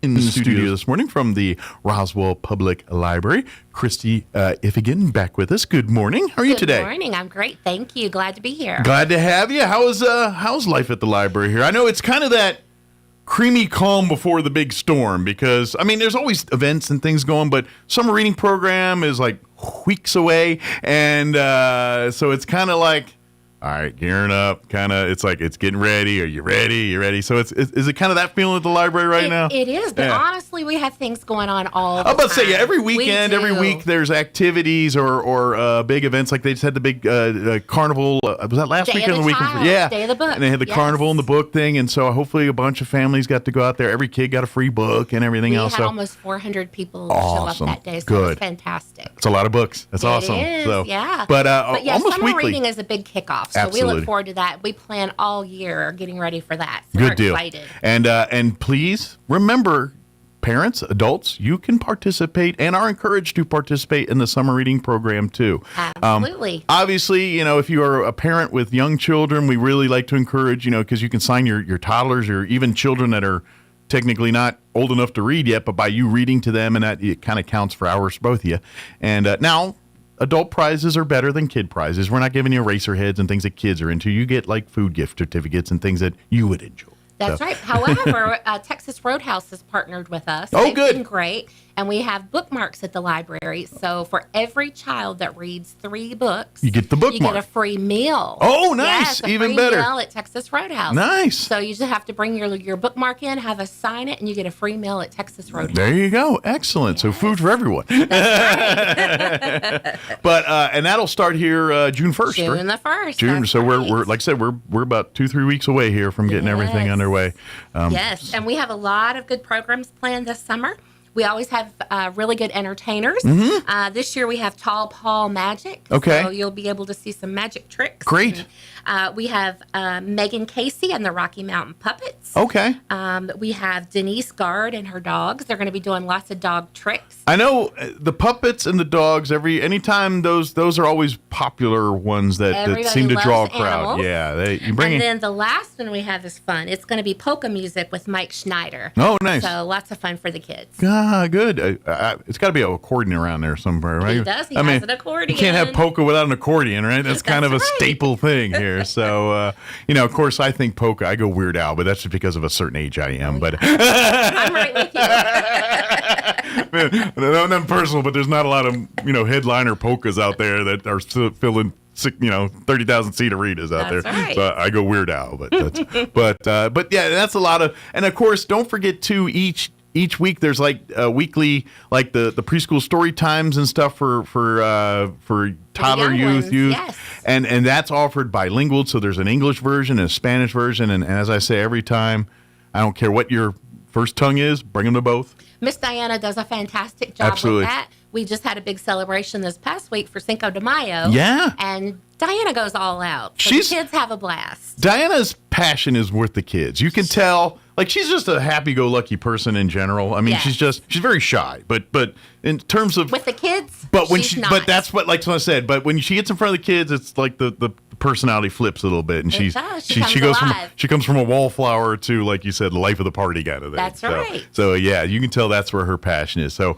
yes, when you go to library and your children are in Diana's hands, you're in pretty good shape. Now, So. the other things we're still having as summer reading is going on is the second Saturday of each month. Mhm. We have our cooking club. Okay. And that's going to happen this Saturday. Okay. And Miss Megan is going to be making some fruit bouquets. Excellent. Edible bouquets with the Now, kids. is this part of the same group that does the spice each month, where it's a different spice? No. Okay, is that a different I cooking? have the spice. Okay, that's yours. Okay. That is for everybody. Okay. But she mainly focuses on kids, young Okay, adults. kind of introduce them to but cooking and anybody, things. Any age can come and Well, participate. and to be honest, the younger you teach your kid, and to be honest, a lot of parents don't have a lot of cooking skills either. Well, and she tries to focus on eating healthy. Sure, and that's what I'm So, saying. It's fantastic. Giving kids the ability to cook and teach them to cook means they don't have to get everything out of a box or everything out of a can or everything on a microwave or on a DoorDash order. Well, this month, like I said, they're doing edible bouquets, and I think next month they're making sauerkraut. Awesome. So a lot of fun. Nice. Yes. Very good. But so sign up and take notes for those adults that can't cook, and let your kids teach you when you come back later if you don't know what they're doing. And if you are coming Saturday, it starts at 11 o'clock. Okay. So come and have fun. It's first come, first serve, and usually, with the cooking things, there's a little noshing, a little sampling, a little of all that. So right. So come prepared to try some things. The other fun thing on second Saturday is that the Roswell Museum is at the library. That's their kind of their day. That's their day. Until they second can get their home Saturday. back. Yeah. Yes, so you can do cooking and have fun. They usually do crafts and things. So it's a And they're lot of themed fun. each month based on kind of like the museum when they did their second Saturday stuff at the Yes. museum. This is the same thing. They just brought it to the library here until we get a new home for the museum, and that's all sorted out. So yeah. Now, you mentioned Spice Club. Yes. It's a new month, and we have a new spice this month. This time around, we're focusing on cardamom. Okay. And so, if you don't know, cardamom is pretty costly. So this is what is it, a bougie spice? It is. Like a It pinky is the- spice? It is the third most expensive spice in Okay. the world. And so we're giving you some of that to try. Okay. And our recipe this month is for a mango cardamom lassi. Okay. So a nice, cool, fruity drink for Okay. the summer. Like I've heard of it, but I gotta be honest, I don't know what it tastes like or what goes well with it. So it pairs with more fruit-like things or more sweet things, you can or either do sweet or savory. Okay, It's okay. very popular over in the Middle East, Okay. in India. So probably in a lot of curry dishes or Indian cuisine. Okay. Yes, All right. and it surprised me when I did my research. They use a lot of cardamom in Nordic cooking. Interesting. So it's very That's a popular in very Sweden. polarizing palette of food. It is. Because them Nordics, they like weird raw fish and where the Yes. Middle Eastern cuisine's a little bit different. Definitely, yes. They tend to cook their fish or not bury it in things. But yeah, you're right. Interesting. So, but stop by inside the library, we've got your sample of cardamom to make the recipe. Okay. It's enough to make 4 of the lassi drinks. Okay. So you can share those with Well, we everybody. might just have turned you on, and if you turn out you love it, and now we've just made your palate a little more expensive, we apologize. But hey, you never. Well, and that's the cool thing about these is you get to try these things, and if you don't like it, that's okay. But this is a chance to try it. You know, that's what life is. There's going to be people that come at thing are going to think it's the best thing I ever had, and there's going to be some people that are going to turn their nose up to it and be grossed out. But that's just humans, you know. That's right. But that's the cool thing about experiencing it, learning it, you know, and see what you like. You don't have to buy a whole bottle. And Sure. if you don't like it, you're not stuck with it. Well, and we had a lady yesterday come in, and she picked up her sample and one for her daughter, and she's going to mail it to her so they can try it together. Oh, good. So they're going to kind of do maybe an online thing together, and that's cool. That's and that's the. At the end of the day, that's what it's about. It's connecting the people, connecting and experiencing and exploring things. And please bring the young folks with this too. And this is for everybody. But I know kids are picky and kids will get when it comes to food and fighting that game. I understand.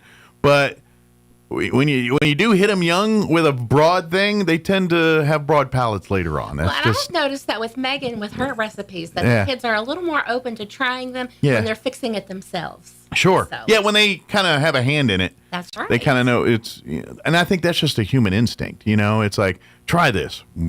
But if you're part of it, they're like, yeah, you know. But when they're cooking it themselves, they know what's in like, it. think about it. When someone comes up and says, smell this, what's the first thing you say? No. Kind of the same thing, I think. That's right. But definitely, please participate in that here at the next one here and for this month. Now, I will tell you, coming up on Saturday, May 16th, we're having an extra special event. Okay. And it is going to be a groundbreaking for our children's garden over at the library. Okay. So that's a big deal. That's going to be at 9 a.m. on Saturday, May the 16th. And we invite everybody to come out and be a part of that. Okay. So, how is it going to be like a group of children and a kind of group that are starting it, or how does we actually receive funding from that? Like who gets to plant? Who's the kids that get to plant? Yeah.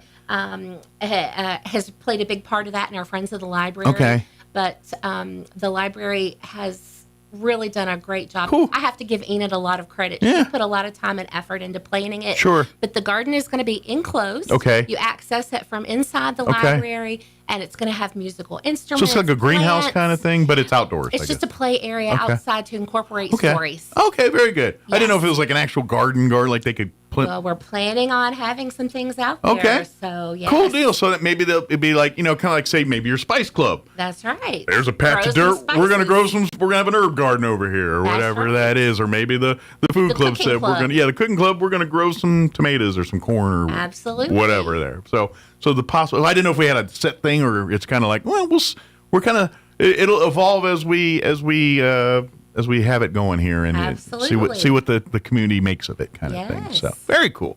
So that and that'll be what date again? That's on Saturday, May 16th. Okay, so not this Saturday, but next Saturday. That's correct. And come on out at 9 a.m. and they'll probably have big shindig and ribbon cuttings and they're gonna have the shovels ready to break the ground and do all the welcoming of that here. And so come out and be a part of that. And then here in I don't know, several months or whenever, I don't know how long the project is expected to take, we'll have another ground or ribbon cutting to introduce people and let them experience it. That's right. Who knows? So cool.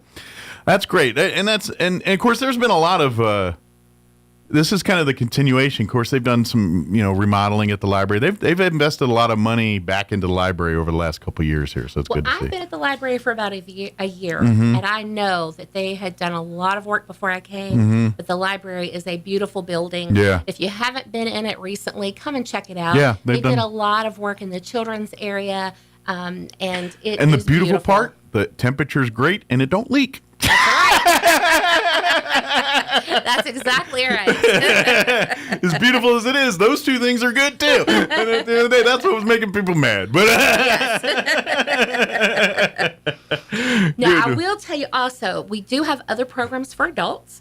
On the first Wednesday of each month, we have our book club. Yeah. It's at 3 p.m., and everyone is welcome to come to that. Yeah. We do provide the books at the library Sure. for that, so you don't have to worry about purchasing one. Nope. It's part of the club. You get to read it and then meet and discuss it. So. Yeah, and we have a little nosh, so we have a little something to eat, so it's fun. We all know that you got to have food. It's just kind of thing. And the thing, if you're a reader, I think like if you're an avid reader, I feel like book club's like the next evolutionary step. Like, because if you're an avid reader and you read and you got your own world, but especially you pigeonhole yourself when you're avid readers, you locked into your, I'm a mystery or I'm a certain author, and we just tend to do that. That's human nature. And so book club forces you out of that. It tends to make you read books that you may or may not have chosen for yourself. That's right. And then B, you get to really it's a social thing. You get to hang out with people. But I'm telling you, you could really get 10 people to read a story and get 10 different interpretations of that story. I mean, the gist of it may be there, but how, what feelings or what messages were evoked from a certain turn will resonate with someone differently than someone else. And so that's where book club kind of gives you perspective on some of that kind of stuff. That's right. So. And, I tell people there are too many books in this world. If you don't like a book, don't read it. There's 10 other books to take its place. Absolutely. So it's just like radio or food, and you don't like it, try something else. That's right. The beauty of it here. And so book club is a chance for you to do that, and you can kind of get, but I would argue this, even if the book doesn't sound like something you'd like, give it a chance. Because then once you get into it, you're kind of like, okay, I went in with maybe skeptical thoughts, and I was hook, line, and sinker about 2/3 of the book, or whatever that is. And that's happened. We've had people who've said, I started out, I didn't like the book, but you all told me to keep reading, and I did, and I'm glad I did. I mean, how many times do people recommend TV shows or something to you and say, well, if you get past the first 3 episodes, it's awesome, but you got to get past the first 3 episodes. It's kind of the same deal here. That's right. Yes. Now, this Wednesday, we're having another great program for adults. On Wednesday at 3 o'clock, we have Adult Crafternoon. Okay. And we provide all the items that you'll need to make a great craft for the day. And again, it's a lot about socializing, and we have snacks, so it's fun. Absolutely. And so please, and best way I always tell people is, depending on how technologically advanced you are, if you're not technologically advanced, just come down to the library, the front desk. They got the calendars. They come on a piece that's got 2 months on there. Exactly. You can go home and put that on the fridge, and then you can kind of circle in, X out the events you want to make sure you're at and all that.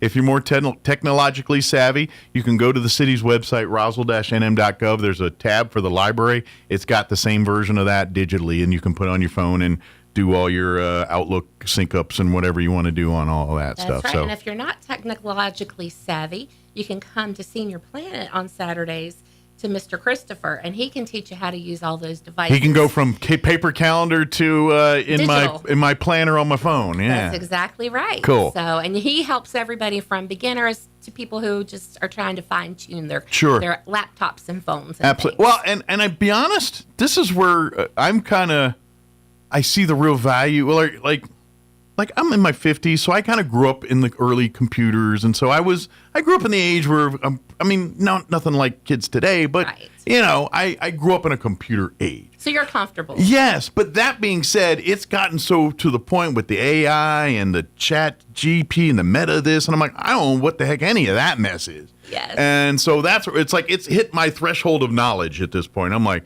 I can't wrap my head around that. So now I'm like, I need that class to explain to me what the heck this meta thing is he keeps talking about. You know what I mean? Or this AI stuff. And to be honest, the AI stuff, because I'm so unfamiliar, it's kind of scary to me. And I'm sure kids look at it from a different perspective. They look at it as an innovation of the future. I look at it as the linchpin of the default of humanity, But yes, you definitely come in and talk to Christopher. Yeah. He does have themes for each class, but Sure. at the end, there's always time for other questions. Yeah. And then if you have an idea for a class that you'd like to see, absolutely, feel free to suggest it. Yeah, I'm sure most of his classes like this, somebody came up and asked me how to do this, so this is how we're going to do it. Yes, well, he had a class a few weeks ago, and a lady had her credit card account information stolen. And so the next class they had was about safety. Yeah. So, it's things that you use every day. And I don't care what your knowledge level, that's a class everyone should go to, because no matter how up to date you are, you're behind. because there's anytime it's the old saying, anytime they build a mousetrap, there's someone building a better way to get around the mousetrap. And in the digital world, almost as soon as it's out there, someone's got a workaround within hours. It's just the life. And so, unfortunately, the technology in the scamming world is getting better and better and harder to, yes, the goofy call from the strange person, you're like, all right, this don't sound, but when they start getting into emails and things, and you're like, this looks like a legit or sending you correspondence. Yeah, it looks like a legit correspondence here, and people are falling prey to that. So, the more savvy, the better. So I don't care where your level is, you should be going to that class. I don't care if you're Steve Jobs or the guy who just picked up a computer yesterday. You should be in that class. And don't be fooled. The class is called Senior Planet, but it's for people of all ages. We should call it just Computer Illiterate Planet. Remember the old Books for Dummies series? We still have those. They're still popular. We got a lot of dummies that need them.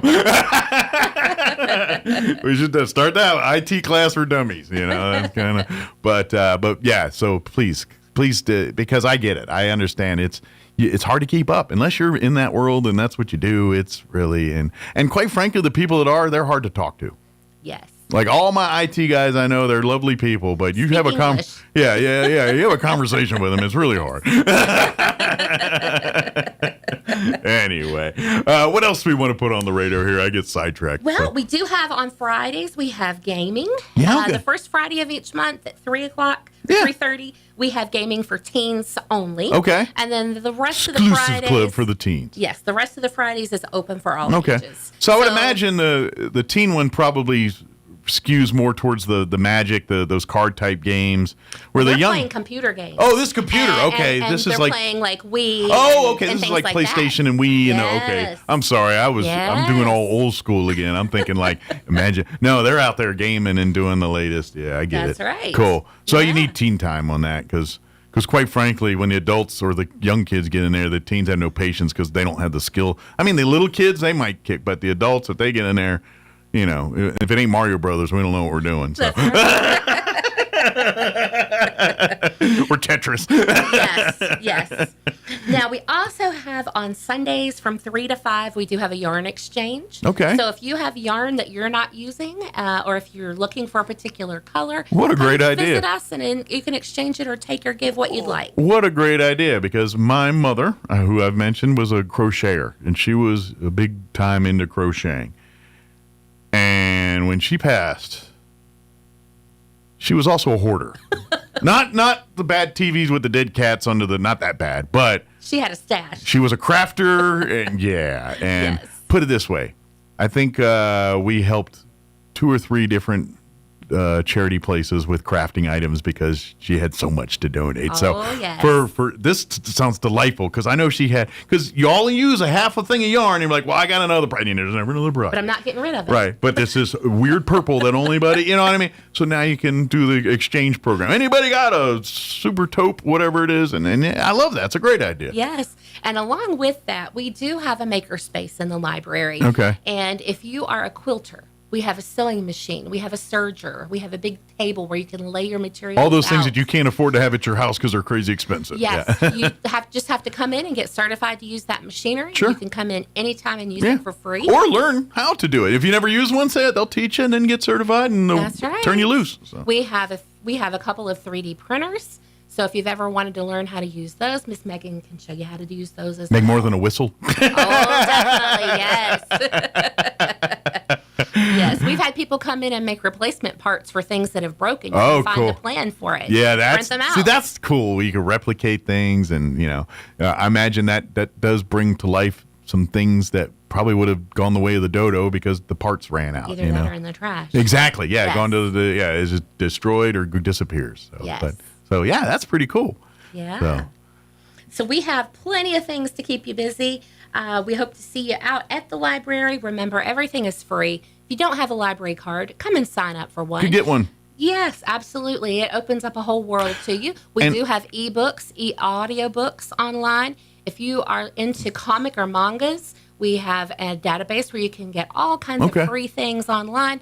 So it's You're going to have to learn me. I know what a comic is. What's the manga? Yes. Is that like the manga is the Japanese. Oh, okay. Correct. So it's like is it hentai, whatever. Yes, and the books are anime, read, and they are read from the back to the front. So oh, okay, different. All right, yes. cool. So it is okay, cool. I didn't know that one. So. Yes, but I was like, anime, is that kind of like I guess so. The anime is the motion picture version, and this is the book form version. That's right. But we have graphic novels. Okay. The database we have is called Comics Plus, so you can access everything on there for free. Sure. So it's great. Well, and graphic novels that's even a different level than comics. That's kind of like, to be honest, teenagers generally draw to the graphic novels. I will give you an example if you're a fan of the show Walking Dead. Oh, we have the whole series. That is probably the most famous graphic novel series of all time, is The Walking Dead series. And like I said, we have all of those at the library. Yeah, so and that's one that most people. It's like when you mention, you heard of books, you heard of Harry Potter, it was a book. You know, it's like when it comes to graphic novels, you mention Walking Dead. Oh, okay. And so many of the popular books have been adapted into graphic novels. Yeah, absolutely. So Harry Potter. Yeah. All of the series that you love. Yeah, they kind of went the other way and turned it back into the book form and kind That's of. right. That's kind of.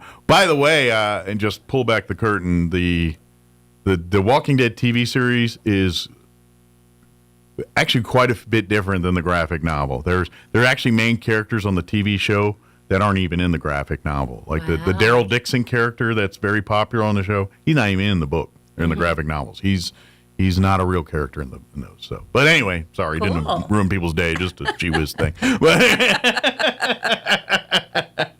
But we got him at the library, and of course, you cannot participate in summer reading program unless you've got that library card in good standing. That's the only requirement of the summer reading program, is you have to have a library card and be in good standing. And then obviously the books you read and everything come from the library. That's the whole point. And you're going to earn lots of books Yeah. during the summer for everything that you read. And Yeah. we have a whole store area where you can buy things with those books. Oh, yeah. So it's a lot of fun. Oh, absolutely. It's kind of, and of course, don't forget, too, there's a whole online resource, like you mentioned, the graphic novels and things, but it goes even farther than that. Like, if you need audiobooks or music or anything like that for road trips and stuff, you can download that at the website. If you need tutor assistance for your kids for college, school, high school, there's webs or links to help with that. Other apps for various other things that can help you just make life a little bit easier. Well, we have one database that's called Chilton, and it is auto repair manuals. There you go. So if you're ever looking for a repair manual for your car, Right. they're online with us for free. And then when you can't find the part, you can get it 3D printed at the library.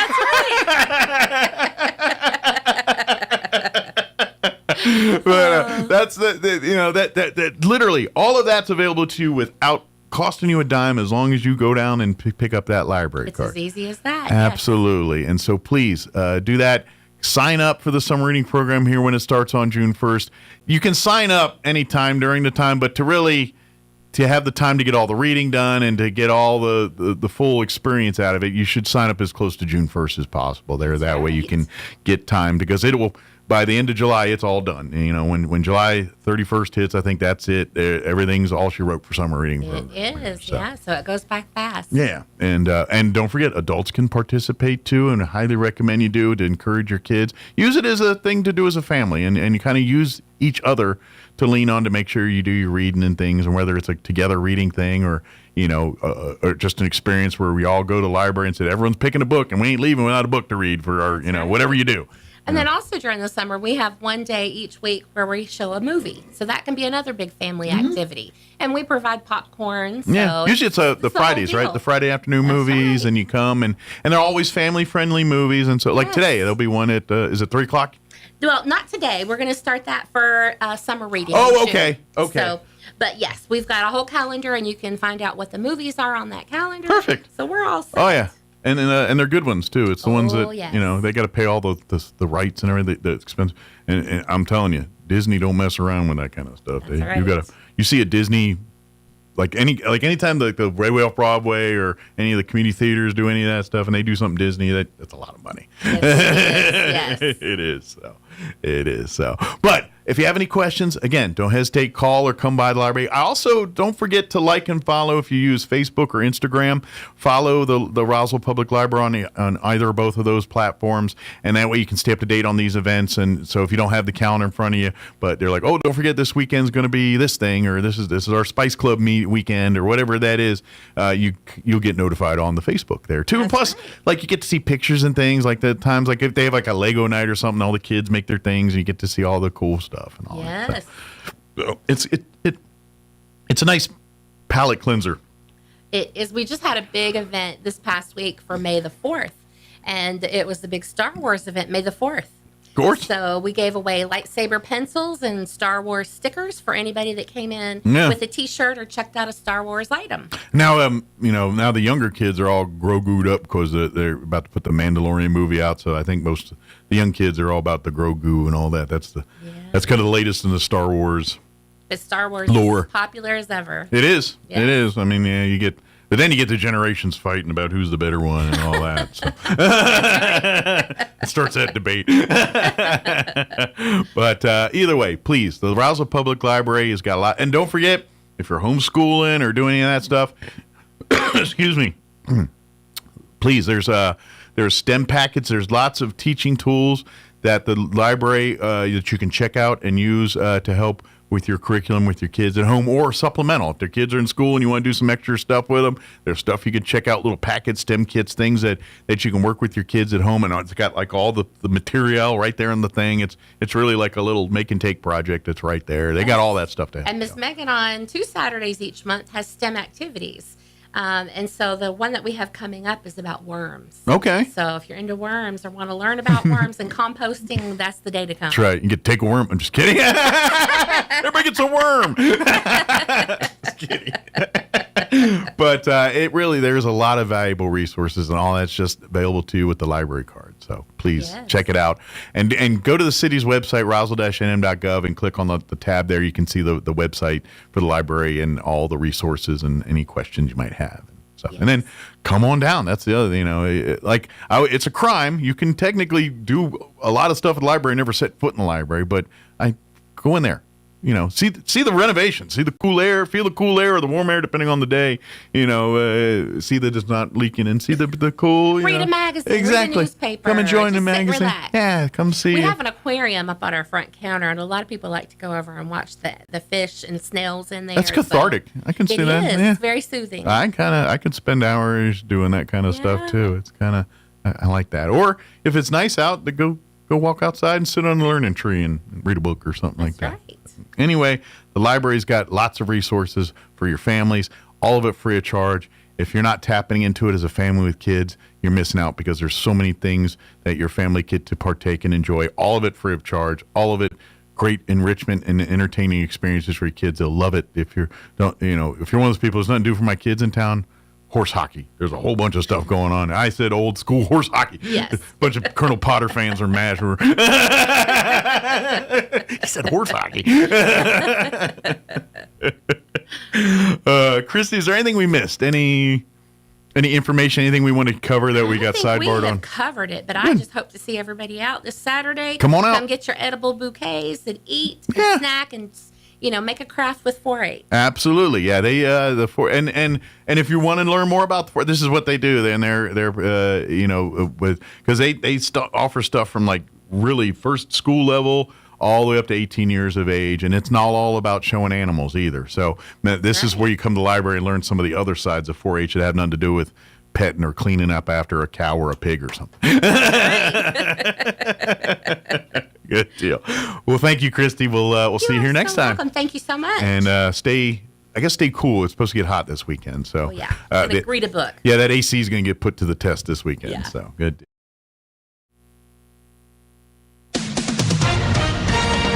With SRN News, I'm Rich Thomason in Washington. California man accused of storming the White House Correspondents Association dinner late last month, armed with guns and knives, has pleaded not guilty to charges he attempted to assassinate President Trump and also fired a shotgun at a Secret Service agent. 31-year-old Cole Allen appeared this morning in federal court in D.C. for arraignment. President Trump is pulling no punches when it comes to his feelings about Iran's response to a U.S. peace proposal. On Truth Social, Mr. Trump writes, "I've just read the response from Iran's so-called representatives. I don't like it." In capital letters, he spells out the words totally unacceptable. The Iran war could cast a chill over the president's visit to China. That's scheduled for later in the week. On Wall Street, the Dow is up 87 points, while the Nasdaq trading 45 points lower. More details at SRNews.com. All across America, this is the Red Apple Audio Network's Market Report, sponsored by Abacus Global Management. Good morning, I'm John Terrett. Well, the April government's jobs report last Friday showed hiring slowed compared to March, but it still exceeded expectations for the second month in a row, adding 115,000 jobs on Friday instead of the expected 65,000. That's quite a difference. The unemployment rate held steady at 4.3%. So on Friday, the Dow was basically unchanged at the end of the session. There were records for the Nasdaq and the Nasdaq 100 and the S&P 500, gaining for the sixth week in a row. Jobs and Iran peace talks the reason. The chipmaker Intel was up 14% on Friday after the Wall Street Journal reported the company made a deal with Apple to manufacture chips for its products in the United States. Airbnb topped earnings Thursday night, but bookings in the Middle East were affected by the war in Iran. And so too the week ahead. Will earnings for the first quarter continue, including JD.com, the Chinese e-commerce platform. And I mention that because on Thursday and Friday of this week, President Trump will be going to Beijing to meet with the Chinese leader, President Xi. He is, according to CNBC and others, taking with him Kelly Ortberg of Boeing. It means there's probably a big deal in the offing. The Chinese like their Boeings. And other earnings this week come from Cisco and Applied Materials. With business, I'm John Terrett. This is the Red Apple Audio Network's Market Report, sponsored by Abacus Global Management. What if the future of finance wasn't built around averages, but around you? At Abacus Global Management, we're reshaping financial planning around the most personal data point, your lifespan. But it's more than just insight, it's control. As a technology-driven asset manager, we're empowering investors with an integrated system to take command of your time, your future, your financial destiny. This is a new era of investing. Take control at abacusgm.com. Maydays! Maydays! Maydays! Great news, Roswell and surrounding areas. Employee pricing is back this month at Roswell Ford, and it's bigger than ever. Buy today and pay what we pay with employee pricing for all on the entire lineup of new Fords. Plus, your friends at Roswell Ford need your trade, so there's never been a better time to trade and upgrade to a new Ford or a quality pre-owned with massive savings.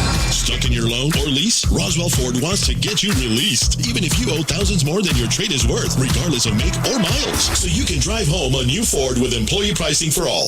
Worried about your credit? Don't sweat it. Roswell Ford has partnered with more aggressive lenders that will push to approve your credit with great rates and terms, even if it's less than perfect. For massive American-made savings and employee pricing for all, get on board at Roswell Ford. 821 North Main Street in beautiful Roswell. Call 575-623-3673 or online at roswellford.com. Employee pricing across the entire lineup excludes Raptor Series, 2026 Super Duties, Lariat Package, and up 2025 and 2026 Transit Wagon. Standard exclusions and final pay units. Sale ends 5/31/26. What does it mean for a roofing contractor to have heart? How about braving a 24-hour road trip with a bad back and a 20-foot-long trailer through Interstate 40? You heard that right. A local business needed a new roof, but this business did not want just any roof. They desired a schoolhouse roof with red shingles. Well, we wanted to give our customers exactly what they were asking for. The only problem was that the red color of shingle they were looking for had been discontinued in our local region. But we didn't give up then. We were told by our supplier that the schoolhouse red color of shingle that we were looking for was still available in Arkansas. So we did what was expected of us and drove 24 hours, and we delivered on our promise. If you need a roofer who delivers on their promises, call Trustmark Roofing today at 575-755-7663. Trustmark Roofing, we put people first.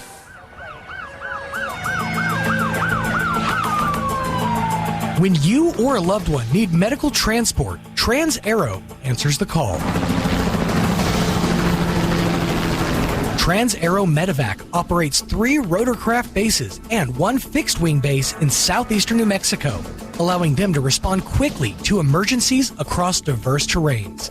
Their fleet extends coverage deep into New Mexico and West Texas, including Artesia, Carlsbad, Roswell, Ruidoso, Midland, Lubbock, and the surrounding areas. Ready to answer the call when every second counts.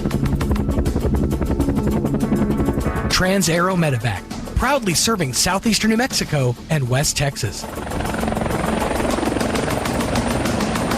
Flown for free, thanks to the partnership from the City of Artesia and Trans-Aero Medevac. Life support by air. This summer, enjoy outdoor family fun with seamless Wi-Fi, now available from Plateau. Great news, Roswell. Construction on Zone 39 is officially complete. Save on the speed you need with Plateau. Switch today and get reliable, blazing fast speed to stream more, game more, and surf more than ever before. Plus consistent billing and no data caps. And with Plateau, you'll save more too. Call 1-877-PLATEAU or log on to plateautel.com today. Plateau. Tried, true, trusted. Looking for a proven solution for facial wrinkles and the loss of facial firmness? At Care Valley Dental, we offer expert Botox treatment designed to soften fine lines, smooth wrinkles, and create that refreshed look that you want. Hi, this is Dr. Sarah Usher, and as facial professionals, we are the true experts with advanced training and precision you expect. You owe it to yourself to experience why Care Valley Dental is the expert in Botox treatment. Come see the team at Care Valley Dental at the corner of 9th and Main in Roswell, or call 575-622-4455. Families laughing, parents cheering, futures filled with hope. The American dream is possible when our country is fentanyl-free. Protect communities, prevent fentanyl overdoses, support those impacted. Join the fight to make America fentanyl-free at dea.gov/fentanyl-free. The great one, Mark Levin, is now in Roswell on 106.5 KEND Roswell.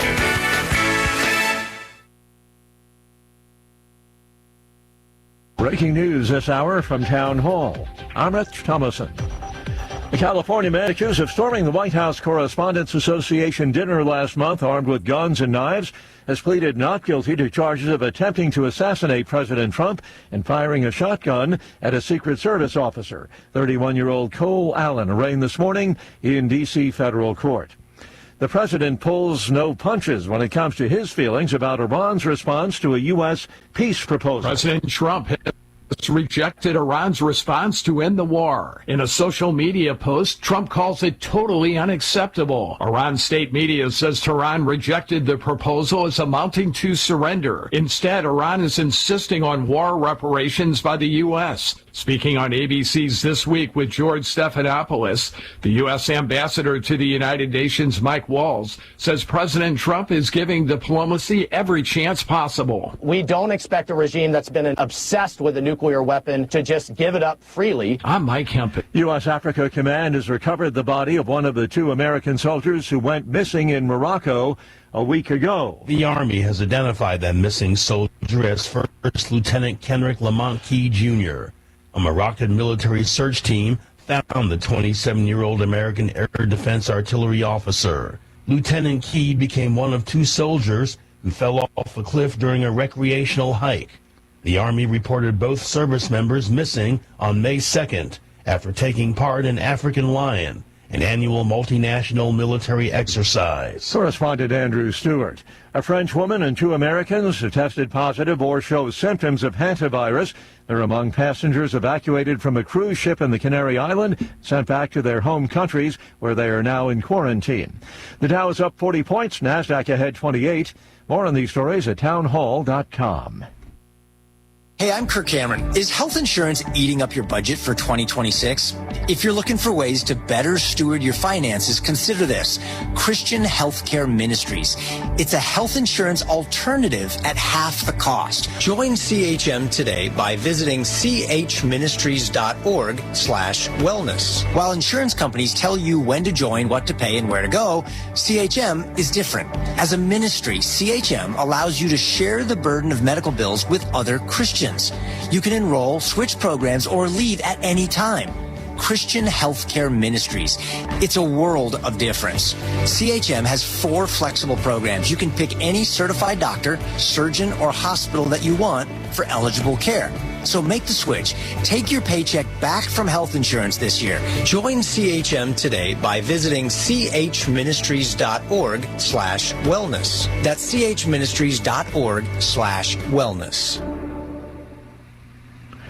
The mothers and wives of people missing in drug cartel-related violence in Mexico have led thousands in a march for justice. The mothers of the missing, who march every Mother's Day, have this year called on football fans to join them, a call that comes just ahead of the FIFA World Cup, which Mexico is co-hosting. They said there is nothing to celebrate as Mexican mothers play the most difficult match for justice. The marchers chanted, "Mexico, champion in disappearances," as they held banners and signs with pictures of their loved ones. Earlier this year, Mexican authorities said they had potentially identified more than 40,000 people listed as disappeared who may be alive. That's a BBC's Mimi Swaby. The Philippines House of Representatives has voted to impeach Vice President Sara Duterte over alleged unexplained wealth, misuse of state funds, and threats to have the president assassinated. The House voting 255 to 26 with 9 abstentions. News and analysis, townhall.com. He was one of the most fiery and most successful managers in the history of Major League Baseball. The baseball world is mourning the death of Atlanta Braves Hall of Fame manager Bobby Cox. The Braves said Cox died Saturday in Marietta, Georgia at the age of 84. Cox managed the Braves to prominence during the 1990s and the team's first championship in 1995. He took over a last-place team in June of 1990 and the next season led the Braves to a worst-to-first finish. That was the start of a record 14 consecutive division titles. Cox retired after the 2010 season. He had a stroke in 2019. I'm Gethin Coolbaugh. Existing home sales essentially flat last month. Another lackluster showing for the housing market during what's traditionally its busiest time of the year. Used home sales edging up 0.2% last month from March. More on these stories, townhall.com.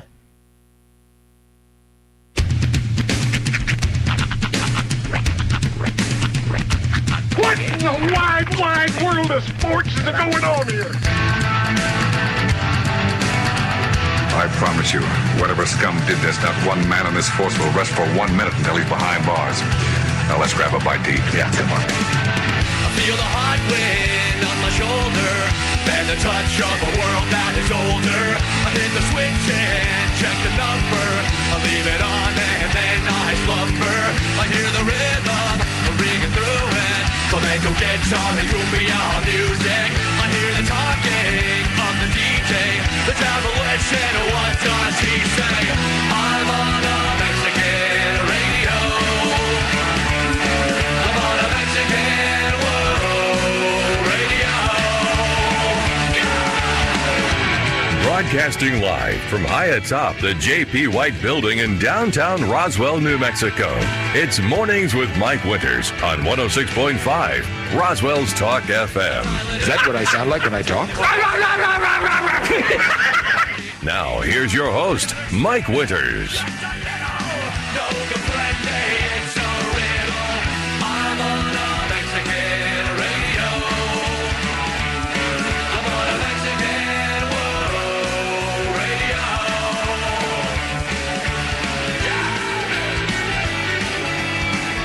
And good morning. It is 6 minutes after 9 o'clock.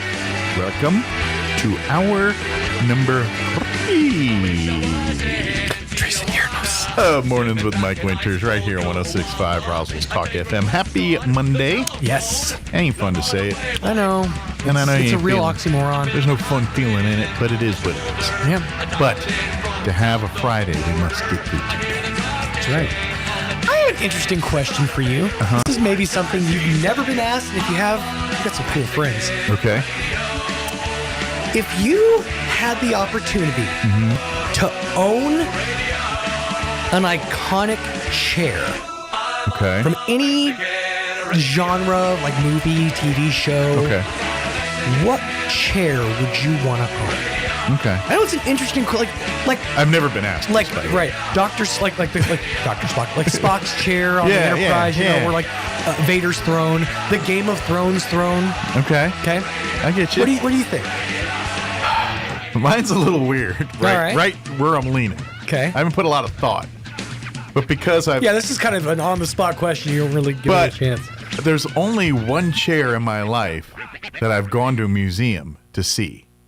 I already know what it is. And it's Archie Bunker's chair. Yep. I'm kind of wanting Archie Bunker's chair. That's fair. the chair. You know what? That is a lazy boy. I got to give it to you. This question came up because Riley Green was just announced as one of the new coaches for the 30th season of The Voice. Okay. But anyways, so as a gift, Kelly Clarkson sent him a coaching chair.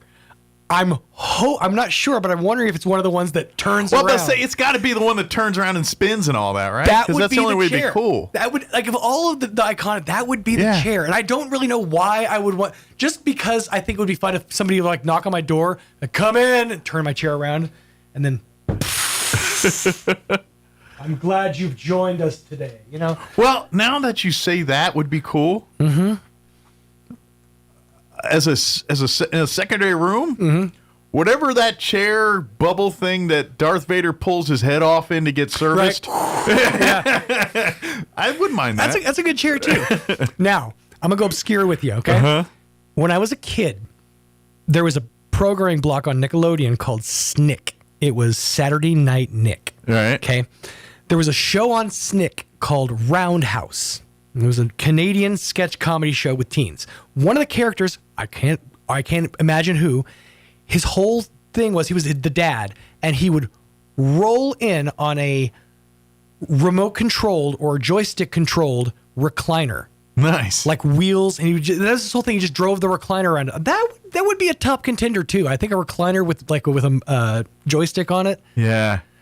Yeah, I mean, he's perfectly able to get out of it, right? Oh like, yeah, no, it's not like a Stephen Hawking thing. He's not like beholden to the Yeah, like I think like Stephen Hawking had the right idea, you know. Now, in all fairness, my health would deteriorate in that chair. Stephen Hawking got so smart, he's like, you know what? I'm not gonna walk anymore. I mean, and let's, in all fairness, you just got to buy a hover round, and you could do that if you wanted to. Okay, so it's achievable. I like to keep my dreams achievable. Doggone it. I mean, like that one is in the wheelhouse of possibility. It's like Marge Simpson said: aim low, aim so low that when you miss, nobody will actually know that you did. It's like yesterday. We were at Walmart, my wife and I, and we walked down and we hit through to get to one area. We walked past small appliances, and of course they had some kind of neat soft ice cream maker thing for $169 sitting there, and I was just like, and I missed it.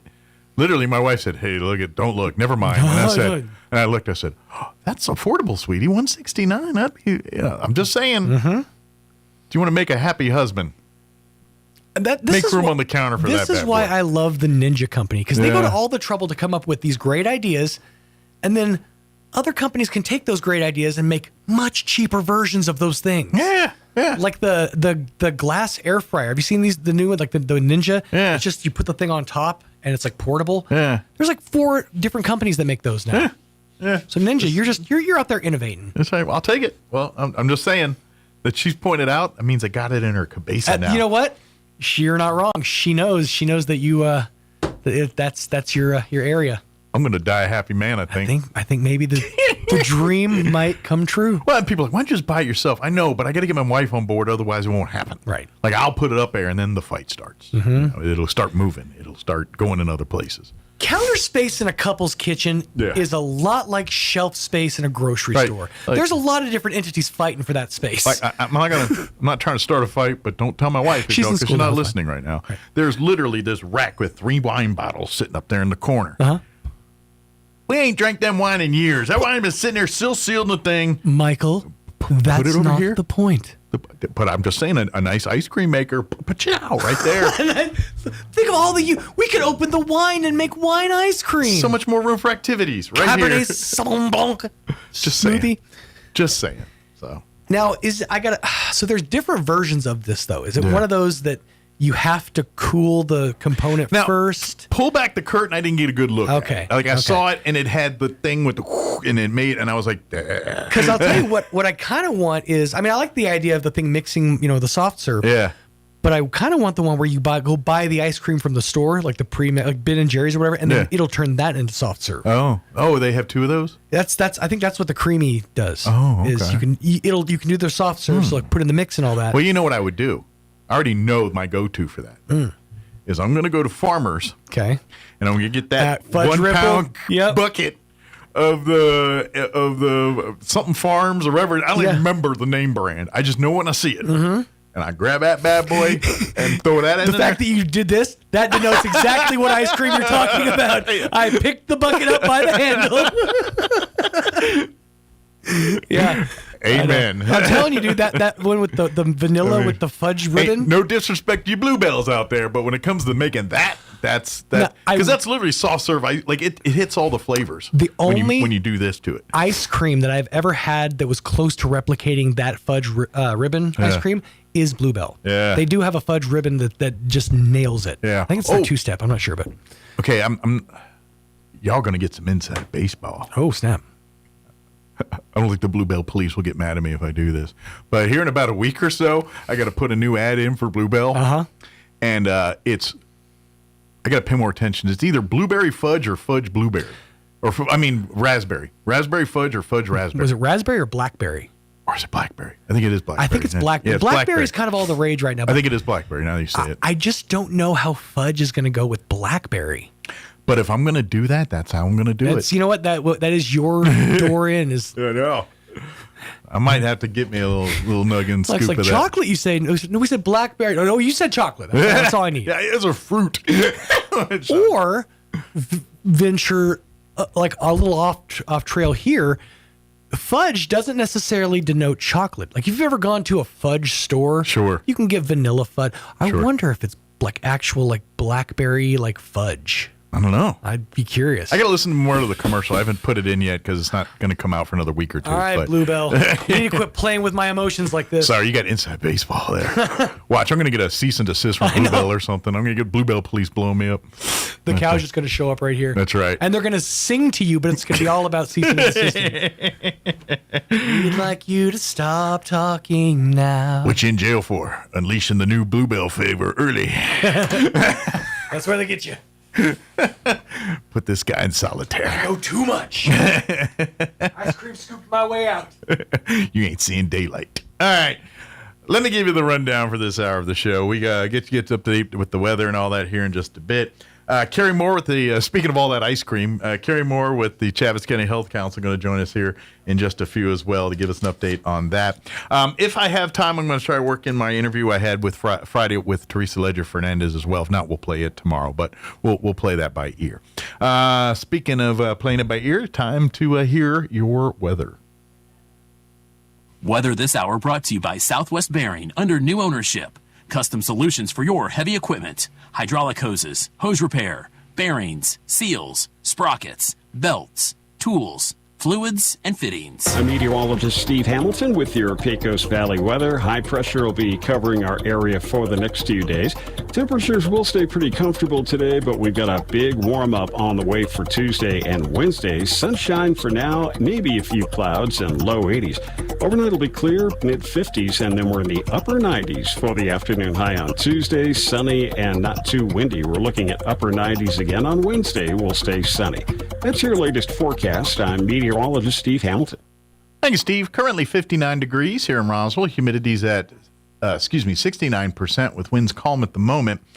Expect 80s today, low 80s, sunny and 83. Winds will be out of the south, 10 to 15 miles per hour this afternoon. Skies will be clear tonight with an overnight low of 55 degrees.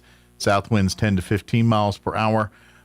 They've backed off the century mark, but still going to be hot tomorrow. Sunny, 97 is what they're calling for a high tomorrow. South winds 5 to 10. Clear tomorrow night, overnight low of 59 degrees. South winds 5 to 10 miles per hour. Wednesday, sunny, 97 once again for a high on Wednesday. South winds 5 to 10 in the morning, 10 to 15 for the afternoon. Mostly sunny and 96 on Thursday. Friday, sunny, hot, high of 98. And then weekend going to be just like that. Sunny, hot, 97 on Saturday. Sunny and hot, 98 on Sunday. So I don't know if summer started yet. Officially it hasn't because it's in May, but this week's going to feel like summer. So enjoy or not, depending on your perspective.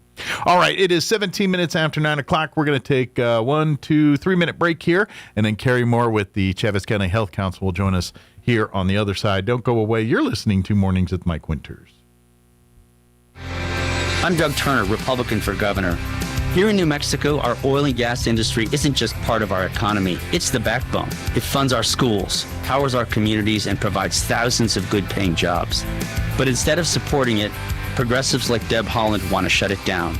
As governor, I won't let them. I'll stand with our energy industry, not punish it. Because when oil and gas succeed, New Mexicans win. I'm Doug Turner, Republican for governor.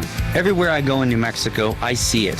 Potholes, crumbling sidewalks, dangerous roads. And every time I hear excuses from politicians who've done nothing for years. I'm Doug Turner, Republican for governor. I don't make excuses. I get results. As governor, I'll fix our roads, invest in infrastructure, and hold bureaucrats accountable so tax dollars benefit you, not politicians. We have the resources. It's time we use them to get the job done. I'm Doug Turner, and I approve this message. Paid for by Turner for New Mexico. The deals and the wheels roll on at Roswell Honda. Due to overwhelming demand, Deals for Wheels has been extended through May. That means if it's got wheels, it's worth up to thousands towards your next new Honda. Vehicles, golf carts, scooters, even bikes. And this month, get even more with $300 bonus on your trade. Whatever your old ride is, it's time to turn it into cash. But you better act fast because the deals won't roll on forever. Roll on in to the Deals for Wheels event on now at Roswell Honda, 2177 West 2nd. Looking to start, continue, or complete your higher education journey? Join the more than 5,700 current Greyhounds on their journey to student success. Eastern New Mexico University offers the most affordable higher education degree in the Southwest, and New Mexico residents can go to school tuition-free with the New Mexico Opportunity Scholarship. With online or in-person degrees, ENMU is the right choice for you. For more information, visit enmu.edu. ENMU, student success, that's what we're about. We all hear the radio ads about the IRS. They tell you to be afraid, to be scared, and they try to frighten you into calling. I'm not here to do that. Tax Relief Advocates is different. TRA is here to tell you that if you owe money to the IRS, whether it's $5,000, $50,000, or $500,000, we have a solution. It doesn't matter if you're sitting in your car, at work, or with your kids. No matter where you are, call now. 800-575-6839. Don't lose hope. TRA can eliminate or reduce what you owe to the IRS. Generous programs are now available that can give you a fresh start. Our passion is taxes and helping individuals fix their IRS problems. We have over 1,000 5-star reviews on Google and an A+ with the Better Business Bureau. You don't need to be afraid of the IRS any longer. End your tax nightmare today by visiting us online at TRA.com or call 800-575-6839. That's 800-575-6839. Tax Relief Advocates. Real solutions for real people. Here's a Mornings with Mike Winters fun fact. There are 293 ways to make change for $1. Try all 293 on the guy who keeps borrowing money from you. Here's Mike Winters. And good morning. It is 21 minutes after 9 o'clock, and joining us in studio after all that ice cream talk, Carrie Moore with the Chavez County Health Council back with us. Good morning. How are you today? Not having ice cream, apparently. Well, yeah, not yet. Just talk about it. Nobody brought any. I know. Well, we do have the place right across the street, the Pretzel and Ice Cream Shop. They'll be opening here in about an hour. We can mosey on over there. I always forget they're there. I keep saying I want to go try them. I need a good pretzel in my life. Well, they literally sell my two favorite things, and the two things my doctor says I can't have is because I love pretzels. That's like my favorite. Like, you give me pretzels and chocolate ice cream, and I literally, I'm lock the key. Don't need me. I'm good. I'm good. And she literally sells both. There you go. She specializes in both things I love. It's like, man, where were you at in my 20s? But do not dip your pretzel in the chocolate ice cream. I don't do that. People do. I'm not. No, that's not my that's thing. wrong. That's savage. Yes. Like those people that dip fries in Frosty and all that. That's okay. I don't like that either. To me, that's disrespecting the ice cream. No, the salt against the sweet, it's good. The problem with the pretzel is it's bread, and therefore it's soggy, and that's just disgusting. Yeah. I don't like the leavings of the salt in my ice cream. So that's kind of, yeah, the big old salty pieces would be. It's not that I can't deny the combo. I guess I have too much respect for ice cream because I love it so much. It's gonna kill me, but I love it. And I'm not a huge salt fan, so usually I have to scrape all that salt off because. Usually pretzel salt they put way too much on me. I gotta knock it back a little bit. And now, are you a mustard or cheese, or do you have a preference? Cheese. Yeah. Good cheese though, not just open a can. Yeah, not the nacho. Yeah. You got to have a beer battered cheese or really whatever. good beer cheese. Yeah. Although I'm not gonna lie, I do like it in the mustard too, because I grew up in the East Coast and it's more Germans there and they go mustard, but generally their stuff. But cheese came later, my real mustard day. They you got to have mustard and pretzel. That's your that's just so let it be written, so let it be done. This is how you eat your pretzel. Yeah, see, I want the mustard against the sausages because I need to cut that richness. Well, then Aunt Annie showed up and that just blew everybody out. I'm like, wait a minute, chocolate? All right, now I'm putting the pretzel into chocolate. Okay, let's see. And that kind of changed everything. But I don't do that one either. Oh, no. I love a good chocolate covered pretzel. I mean, come on, it's my two favorite things. You give me a bag of Flips, the little. I don't like those either. I'll eat them all day. Yep. See, like when grandma made the homemade chocolate dip pretzel sticks and all. I eat them all day. Yeah, I'm a chocolate purist. Yeah. I like dark chocolate. I don't do milk chocolate because that's an abomination of chocolate. I'm a rainbow coalition of chocolate, except white chocolate. That's just a flat out lie. It's not chocolate. It's not chocolate. And then they need to stop calling it chocolate. Yeah. Let's start a campaign because that pisses me off. That's just straight up lying to people. Yes. That's calling beef vegetables at this point. Right. It's not what it is. They eat grass, so obviously this is a veggie. You ain't calling corn steak. You ain't calling steak corn. That's all I'm saying. But anyway, we should probably talk health council. Oh yeah. There's a reason I'm here. She's a chef, and I eat a lot of crap, so here, it's going to happen. Never fails. It's always food whenever I go somewhere. Just can't avoid it. So.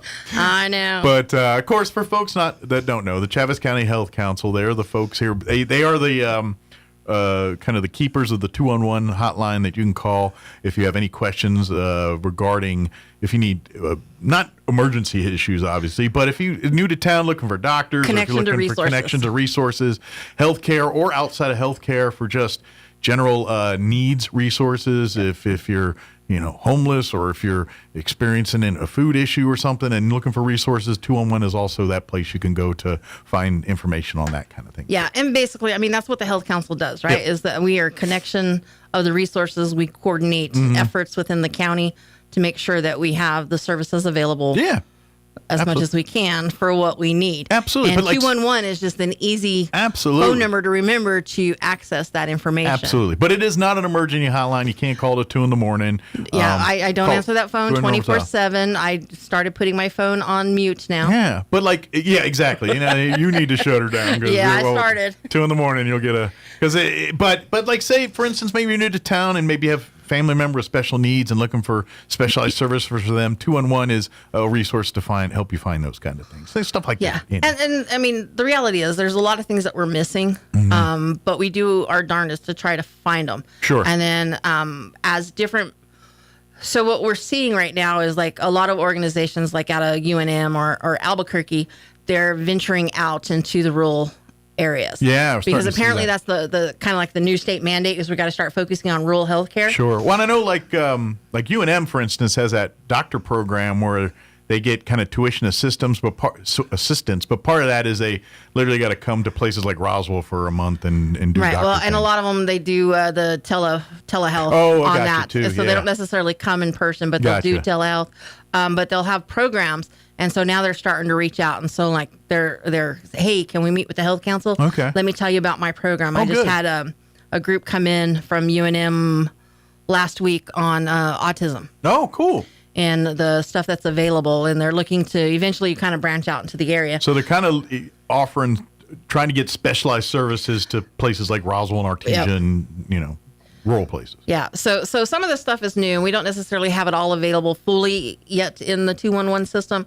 But it's sitting on my desk. Well, and it's evolving and growing. And obviously the 211's kind of, when it was originally envisioned, has kind of evolved, then the floods happened and everything. And so it's evolved into this just community resource thing, even above the scope of normal health stuff. Right. And so, and it still does that. So it's, yeah. Yeah, so our 211 is completely unique and different since the Health Council is the one that operates it.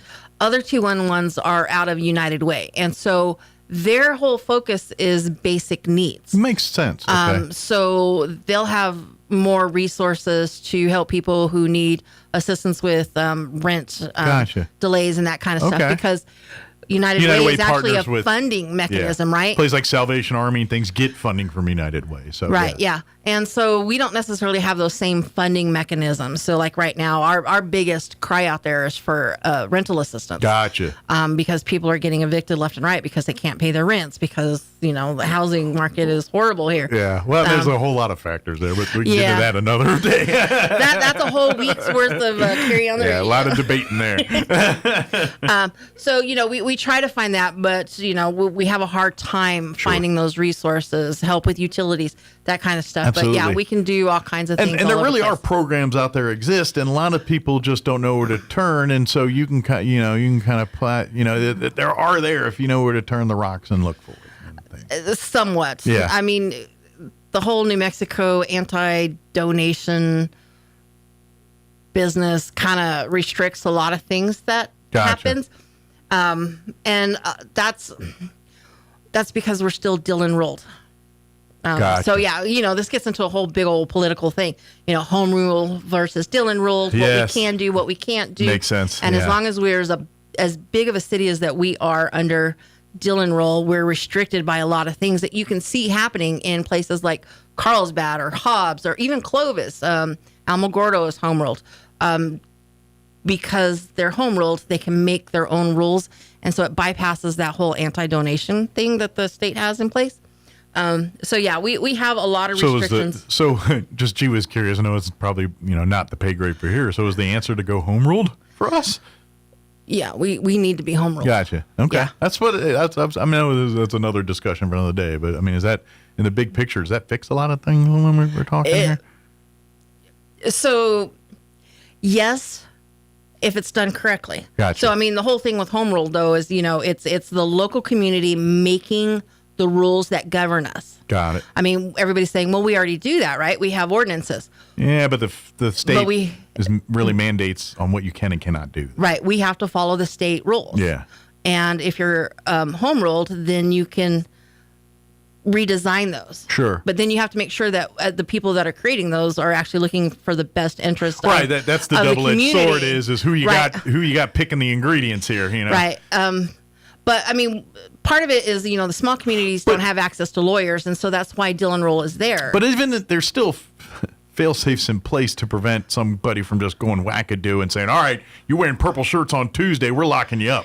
I mean, there is stuff in place to prevent that kind of craziness from happening. Yeah. So, okay. But so, I'm just curious, because pull back the curtain. I'm a less is more guy. If people can figure it out themselves in a room, let's figure it out themselves in a room. That's just my ideology on pretty much everything. So the less people telling me what to do from places I've never seen or heard or been to, the better, as far as I'm concerned. Yeah, well, and I mean, technically, Santa Fe tells us what we can and cannot do. Sure. I mean, we have our own ordinances, but Santa Fe tells us what we can and we're never going to get away, because guess what? DC does the same thing, just in different ways, shapes, and forms. It's not going to not change that way, But at the end of the day, I'm very much a proponent of the big people that know what's best going on in the backyard is the people who live there and the people that spend their lives there. And so let them figure it out, because and when they need help, you help them. Right. And so it's the incentive programs to be able to build more affordable housing.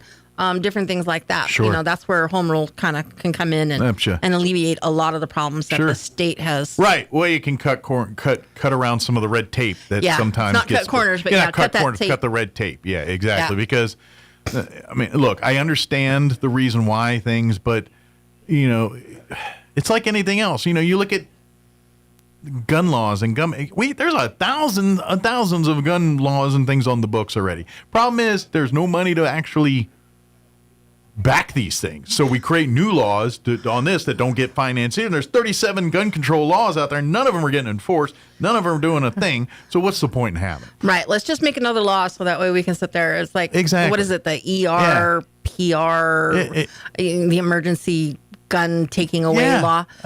So, the Health Council, we have, part of my job is that we have to do, we do suicide awareness and gun violence pieces to it. So we pass out a lot of gun laws, and we have to do a whole gun campaign. Well, they want me to do their gun campaign and tell them to give the police their guns. And I'm like, I'm not doing that. Right. No, one, I wouldn't do that. Right. So I'm not going to sit here and tell you to do that. Yeah. Now, and then in my head, I'm going, is there a possibility that, I can see why they're saying that, but, that's the last place I'd want to put my guns. Would I trust my neighbor, if or my brother or a good family member? Yeah, okay. So, if it was a case of domestic violence and there was guns in the household, yeah, okay. I would trust a family and friend way more than I would trust the police. Well, let's just, and I know, it's not that you're afraid that they'll take it.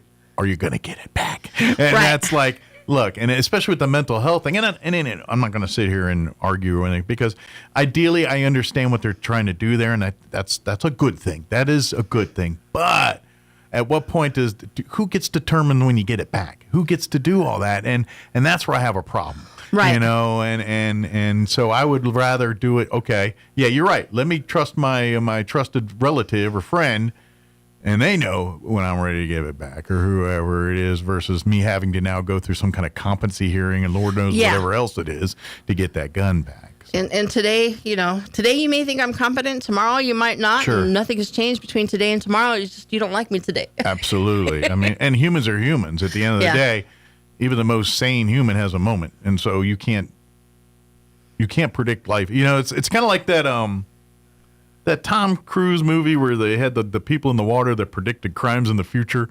That movie, you remember that movie? I'm like Cocoon. Yeah, no, it was that's not it. It was like late '90s, early 2000s. It was Tom Cruise, and I can't remember, but basically he was a cop. But they were busting people that hadn't committed crimes yet because these little future ladies that floated in water said this guy's going to murder somebody. And so they bust him before they murdered somebody. I just can't remember the name of the movie. Yeah, sorry. Yeah, but it's kind of like that. Is what I'm trying to say. But anyway. Well, and a lot of times, people say those that are going to die by suicide, they've already made up their minds they're going to do it. There's nothing you can do to stop them. Sure. Well, that's not true. I mean, suicide is like an immediate response to that need right then and there. It's the Band-Aid on trying to treat you know what I mean? It's trying to end a situation in a moment. It's not. Yes, I know what you're saying. Yeah, if you slow them down, a lot of times, they start thinking differently, or somebody can, there's many times where I've sat there and I've been stuck and this is the way I'm thinking today. Nothing's going to change it. And then somebody out of the blue says something weird or something that just changes the whole outlook. I mean, we have that happen all the time. Absolutely. And so, that's kind of the same thing with suicide. You put a gun lock on a gun. Yes, they have keys. It's not going to stop them. Those that are determined, but it slows them down. So maybe between the key to that gun, there's some piece of paper that just reminds them. It's a card drawn by their daughter that just says, "Oh, that was the that was my happy trigger." The locks are great and everything, but I almost look at that more as the child safety protect side. Because kids are curious and kids are dumb and kids, daddy's gun, mommy's gun, whatever it is, they're going to do that. That's what kids do. So those locks need to be there, and you need to hide them. I have a gun safe. That's great. Are they locked inside the gun safe? Because you know what, kids have a way to find your passcodes. Kids are going to be kids. Kids fly whatever you got that you're trying to hide. Kids will find in your house. I don't care if it's your Playboys or your fireworks or your guns. They're just going to find that, or your drugs. So we're doing a whole gun campaign. Of course, I dated myself because I knew where my dad's Playboys was. I'm sure nowadays modern they don't need. But anyway. Yeah, they don't need that. They have all that on their phone. But I knew where dad's Playboys were. That's all I'm saying. But anyway.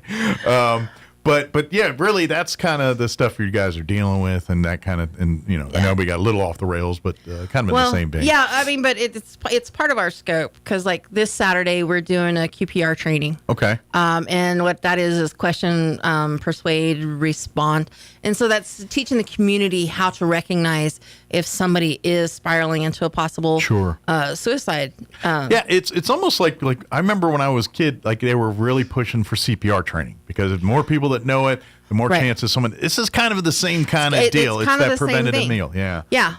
So you learn to ask questions and see. Is it an immediate need or is ideation? Where they at? And the more people in the community that is aware and knows this, then the more ability we can talk and try to get those services. Travis County has got a high suicide rate. Well, and I think New Mexico as a state in its whole is probably high in compared to the rest of the country too. Yes. I'd take a guess at. Yeah. So, and it makes sense too. I mean, you think about it, we're high in everything, the drugs, and it's, one begats the other. It is what it is. So yeah. And so this QPR training is it'll be veteran focused because it's through the Together with Veterans program. But a lot of the stuff applies regardless. It applies to everybody. The only thing is it's not sensitive in the sense of I don't know. You talk to different people different ways, right? So when you talk with the veterans, you're sometimes there's a lot of cuss words. Well, yeah, veterans. Yeah, you got to use the language of the person to cut through the thing, and a veteran doesn't want a lot of big words and adjectives. They want to the point. They want it blunt. Yeah, and that's exactly what it is. It's kind of a blunt. I feel okay going into that one because it fits my personality. Yeah, just exactly. Fine. It's like I can appreciate relate, that. Yeah.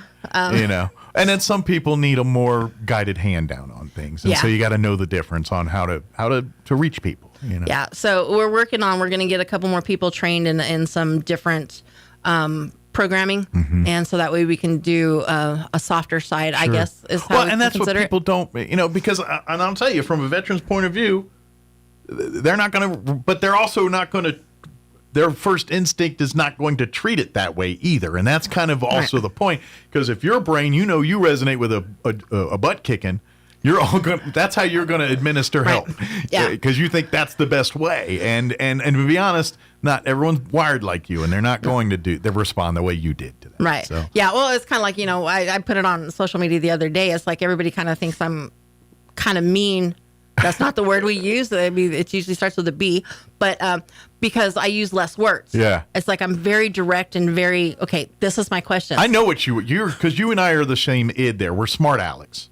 Yes. And our immediate response to anything is the smart aleck. It is like we'll say something and we think it's ridiculous. We're going to say something equally ridiculous because that's our trigger or mechanism. We try not to, but sometimes it just comes out. And so am I wrong? No, you're not wrong. Yeah, because I'm the same way, and I think it's a little Gen X thing a little bit because how we're raised and how we were brought into I'm sorry because we were literally abandoned as kids and we're turned loose and we turned a helicopter parent. Yes.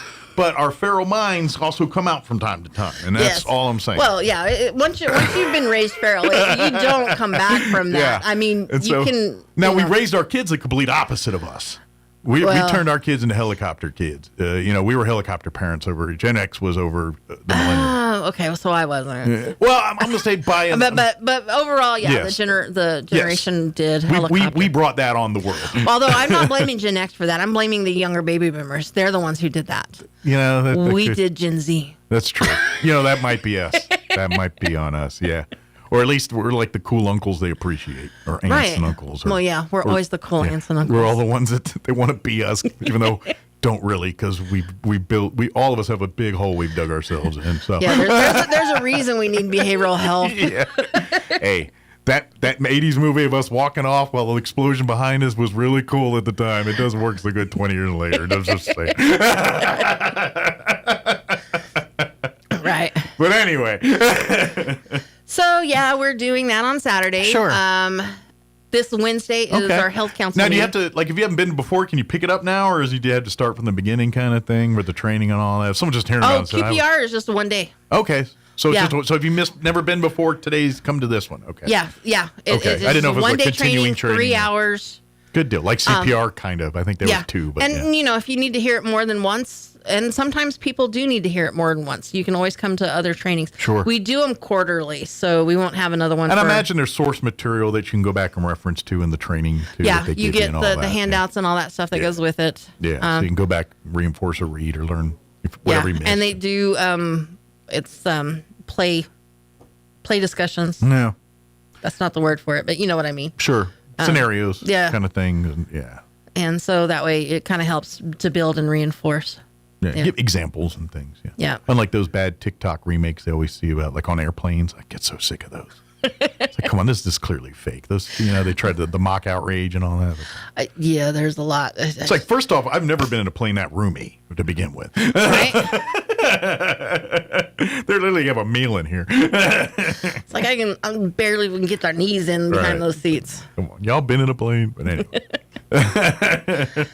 Is there any other events we definitely want to put on people's radar while we got you here? Yeah. So this Wednesday is our normal health council meeting. Okay. It's 12 to 1. We are at the library now because the bank building being condemned, we had to relocate. Makes sense. So second Tuesday. Not very healthy to be in the condemned building for a meeting. No.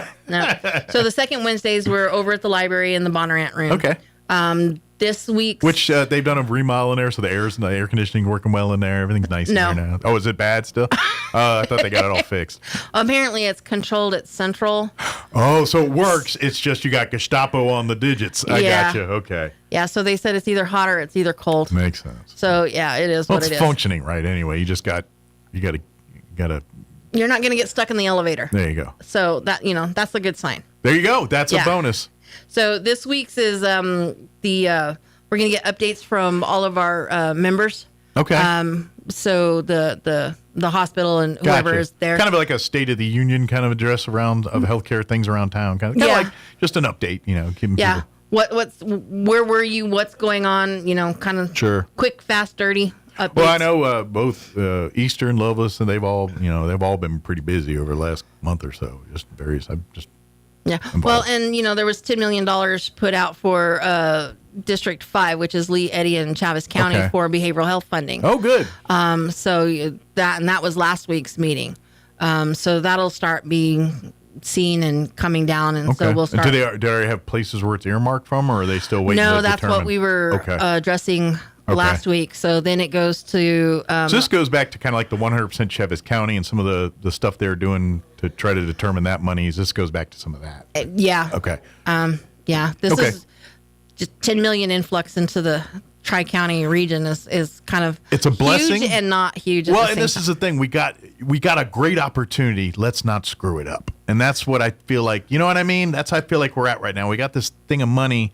How do we get the most bang for it? And I know there's so many people arguing about what to do with that, but we got to get it right. And that was what last week's meeting was about, and I really wish more people from Chaves County would have came, because that's how we fix the problems. Yeah, we got to throw yes, we got to throw money at mental health, but we got to throw it in the right directions. We got to put it in the right places. We got to establish the right facilities or whatever it is that we need to determine that is and do that. So I mean, clearly. And to be honest, we got to get out of the mindset that a jail is a place to store the mental health. Right, we need to get them out of ERs, out of the jails, and into some treatment facilities, and then they also have to have a place to live. So we need outpatient services. Yeah. We need treatment centers. That's not what they're designed to do. That's not what. And to be honest, then the jails get a bad name because you're like, well, but that's not what they're built for. They're not there to treat mental health patients. They're there to incarcerate people.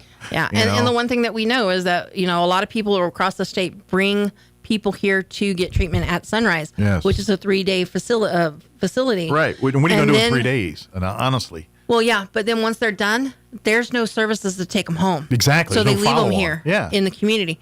And there's one of the reasons that we have a high homeless population. Yeah. And then, in the hospital and everything's the same way. They'll, if they, you get homeless or something, they'll treat them barely enough, and then literally put them right out on the front door. Yep. Good luck to you. And then where are they going? Yeah. So. Yeah, we have to start filling in some of these gaps and these needs, because we can't fix the issue that everybody is upset about if we don't have places for them to go. Absolutely. I listen to everybody that's running for county commissioner. Mm-hmm. We need to fix the homeless problem. Okay, what's your answer? Right. Well, I don't have an answer. We got to get one. Right. And all I'm saying, and I don't know, and I don't claim to be an expert. All I know is we live in the West. We live in the desert. There's tons of land out here. We can't build a community somewhere out here that can house and cater to people in transition housing and stuff like that. We can't build a bunch of little trailer parks or mini houses or tents. I don't care what, to start with. Something like that somewhere. You could if you were home ruled. Well, that's... There we go. And full circle moment there. But that's my point. You know what I'm saying? It's like when does the rules get so ridiculous that we can't help people? And that's where I understand what they are to protect in there, and the world of lawyers and insurance and everything else. Unless those folks get paid, nobody's doing nothing. That's just the world we live in. And so how do we find the fix on that? you come to the health council. Yeah, you come to the our meeting on meetings. Wednesday, and we have behavioral health subcommittees. We've got youth subcommittees. We've got different things we're trying to address and deal with all of these things. Sure. Just because I know we're almost out of time. Yeah. Is we also have the Health Expo coming up. Yes, that'll be here in August, right? August 1st, we've Eastern New Mexico Medical Center, of course, is our presenting sponsor. They always come through and be a big help. They always come through on it. This year, we're partnering with the school district, so Roswell schools won't have their back to school thing before us. Excellent. It's going to be at the same time, so we're trying to get more services at the Health Expo. It's kind Expo. of a big, real one-stop shop this year. Leprino has already agreed to do the backpack, so Excellent. we've got. Is it playing at the mall again? Yep. Very good. So plenty of room out there. Plenty of space. room. However, we will fill up. I mean, we had 136 booths last year. That's true. We're going to have more this year because of the school district. Great, yeah, because obviously it's a bigger event this year with that. So if you want to be part of this, you need to get with us and get a booth filled out. But the planning and all that, like I said, come Wednesday to the meeting, you can start if you want to get involved in some of the planning and things and being part of that now's a good time to come, and come you can to call meetings. 211, and if she doesn't have the information, she can transfer you and just leave a voicemail on my phone. Okay. And then as soon as I'm back into town, we'll I get can that- answer get that. those things. But Absolutely. sponsorship is the other part to it. This year we're going to do 45 mammograms. Okay. Normally we do 30, so it's almost $10,000 worth of free mammograms to put into the So community. if you'd like to support there, we Right. get So in this on is why it. we have booth fees and sponsorships is to pay for. Well, these and the earlier you services. get in, the sooner you make sure you get all of the accoutrement that comes with being a sponsor, the promotions, the sponsorships. You get your names on all the logos and T-shirts and all the things that come with that. When you're on when Carrie and everybody's on the radio, we'll mention you and talk. I'll mention your about- name like Yeah. Eastern New Mexico Medical Center. Absolutely, that's. But the earlier you do that, then you don't miss those opportunities. And not that you're doing this for that, but we know you do it because you care about the community. But as appreciation, we'd like to make sure you get everything you're entitled to Right. on that one. Exactly. So, and by the way, if you want to get that booth, now's the time. Like I said, you because of the back to school and all that event, we do your part of your admittance fee is donations of backpacks and school supplies to give away to the students here. And honestly, I mean, right now until the end of the month, it's only $50 for a booth. Great. So then you it can goes get up in to cheap. $75. So Yeah. you want to do it now. Yeah. And if you're out there and you want to be a sponsor and be part of this, now's the time to. And if you know you want to do it now. Get in while that way you're locked down. Certainly gives Carrie and her team Life lot would be of, grand if I completely sold out by the end of this month and I didn't have to deal with it anymore. Then she's got like a whole month to decide the layout and everything else and do all that stuff. Oh man, that would be fantastic, Yeah, wouldn't it'd it? be delightful. So, make her job easy. So, make less stress in her world. So. Yeah.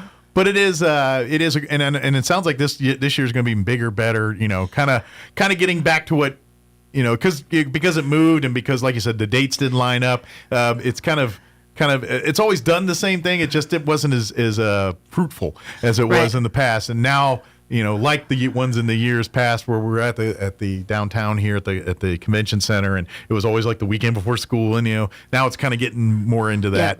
We're right back to that tradition. first Saturday of August. Yeah, but those mammograms, please get those signed up. Like I said, the more we can, since we're offering a little bit more, that would be great. But folks that need them and haven't, please sign up as soon as that's able to. And we're not there yet. It'll probably be June before but be asking and be checking because you do have to, for the free mammograms and some of those kind of screenings, you do have to pre-register for some of those. And I think depending on the screenings, there are prerequisites on doing it because I think lab work type stuff there's probably fasting. Yeah, because I'm trying to get the diabetic bus here. Yeah. So but anyway, we'll cross that bridge as we get. Yeah. But as we get closer. That's the kind of stuff, if you've never been to one or not familiar with, that's the health. I mean, yes, it's an opportunity for kids to get their sports physicals and get their, opportunities to get backpacks and get school supplies ready. But it is really a one-stop shop for anybody, whether you haven't seen a physician in a while and need some of those kind of services, to businesses and organizations that offer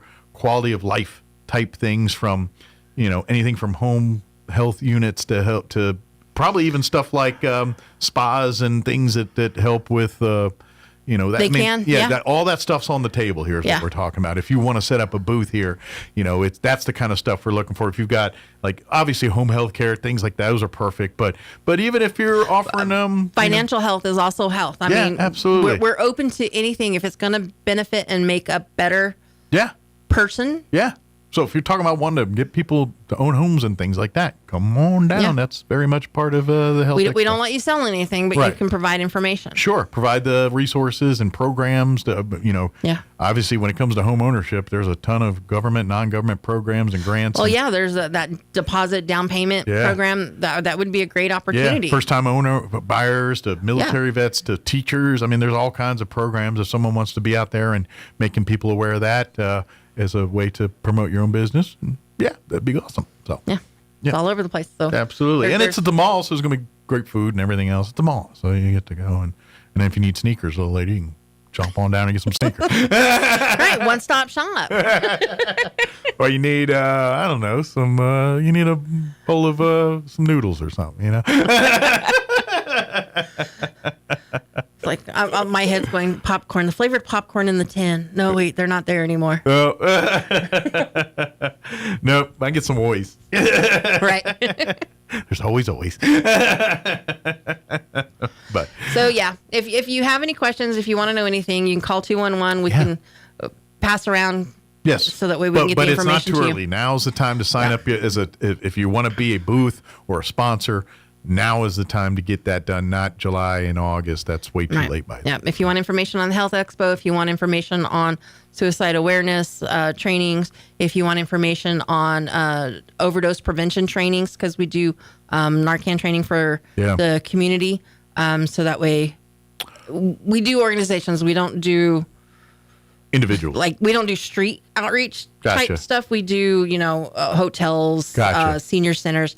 Because seniors use opioids, and sometimes if they forgot that they took their drugs that morning and take more drugs. Not all of them are with the intent of getting high. Sometimes it's just accidental. Yeah, and that's what we focus on is that area on it. So a lot of facilities that it'd be common for you to see one sitting on the wall somewhere, like a nursing facility or obviously a healthcare place, but law enforcement or hospital. Yeah. But I would say the more and more in life, you're going to start seeing those in grocery stores and like I imagine you're going to walk in Walmart and there's going to be Narcan. You know what I mean? I think that's the evolution that we're going to see is you're going to be in random places like a phone booth and there might be one there for you to. I mean, obviously not in public because people steal them, but you know what I mean. Right. Well, they can't get high off of it, so they don't necessarily steal I guess it. there is none of that property to it. And that's one of the things we did is as we're going into the businesses, we created a Narcan kit, a naloxone overdose kit. Gotcha. So it's set up like a Band-Aid box. Yeah, like a first aid kit. There you go, first aid kit. Like a quick to-go kit kind of thing. Yeah. But like you said, that's where I think the evolution's going, where those are going to be part of the kit, like Band-Aids and gauze. Yeah. So that's right. I mean, you're already seeing that with defibrillators and stuff. Those are, I mean, every school, every place. I mean, they're not out in public, obviously, but you're around in a place in public, there's probably a defibrillator somewhere nearby if an incident happens. And if there's not, then, we need to look at trying to get those because Chaves County is in the top 3 counties in New Mexico for heart disease. Yeah, among other things. Well, if you're going to be bad, be really bad. So we're good at it. And now we're back to ice cream and there you go. But we are out of time. But if you have any questions about anything we talked about, please, 211 is that resource. We'll be happy to. And then please come to the next meeting here on Wednesday at the Bondurant Room at the Roswell Public Library. What time again was that? 12 to 1. 12 to 1. I was like, is it noon or 11? I couldn't remember. But 12 to 1. And just a quick update, 211 is rerouted based off where you call from. Okay. So if you're calling outside of Chaves County, you won't necessarily get us in Chaves County. So if you do need to get a hold of Chaves County, make sure you're within county limits. Otherwise, like if you're down in Artesia, you might get their version of it. Or say, I'm trying to get Chaves County, and then they'll reroute. Oh, they'll reroute you. Okay, yeah, we can reroute. Perfect. Because we do it to Texas all the time. Excellent. So just, don't say Roswell because they might send you to Georgia. Very good. Well, Carrie, as always, appreciate the visit. Safe travels, and we'll see you here next time. Yep. All right. Don't work too hard. Never. And get some ice cream on the way out. I think that pretzel place should be opening pretty quick. So. Sounds like a plan. It is 9:57. Let's do news and a quick break before they kick me off the radio. Don't go away. With SRN News, I'm Rich Thomason in Washington. Not guilty to all charges. That's the plea entered by Cole Allen, the 31-year-old California man, accused of storming the White House Correspondents' Dinner in a bid to assassinate President Trump and top administration officials. He's also accused of firing on a Secret Service agent who was saved by his bullet-resistant vest. Used home sales essentially flat last month compared to March. 16 Americans now in quarantine in Nebraska, evacuated from the hantavirus-stricken cruise ship. They arrived early this morning in Omaha, flown home by the U.S. government. 2 other Americans evacuated from that ship are in quarantine in Atlanta. President Trump is rejecting Iran's response to a U.S. peace proposal, calling Tehran's response totally unacceptable. The Dow is up 44 points. The Nasdaq better by 85 points. More details, srnnews.com. Artesia General Hospital presents Healthy Living Tips for the Spring Season. Spring is a time of renewal and a great opportunity to refresh your health habits. Start by managing seasonal allergies. Keep windows closed on high pollen days. Wash your hands and clothes after being outdoors, and talk with your provider about the right allergy medications for you. As the weather warms up, get moving. Take a family walk, plant a garden, or enjoy outdoor activities to boost heart health and energy. Spring is also a perfect time for checkups and preventive screenings. Staying ahead of your health helps prevent bigger problems down the road. And don't forget hydration. Warmer days means your body needs more water. Small steps now can lead to a healthier season ahead.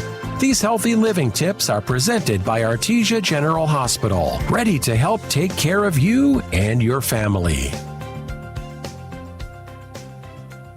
Roswell Tire and Appliance will beat Home Depot prices on appliances, and they will beat discount tire prices on tires. It's not complicated. It's not difficult. Listen one more time. Roswell Tire and Appliance will beat Home Depot prices, and they will beat discount tire prices. Come into the store for all the details. This is why the Maloney of Roswell Tire and Appliance inviting you to shop local and save. They'll beat Home Depot prices, and they'll beat discount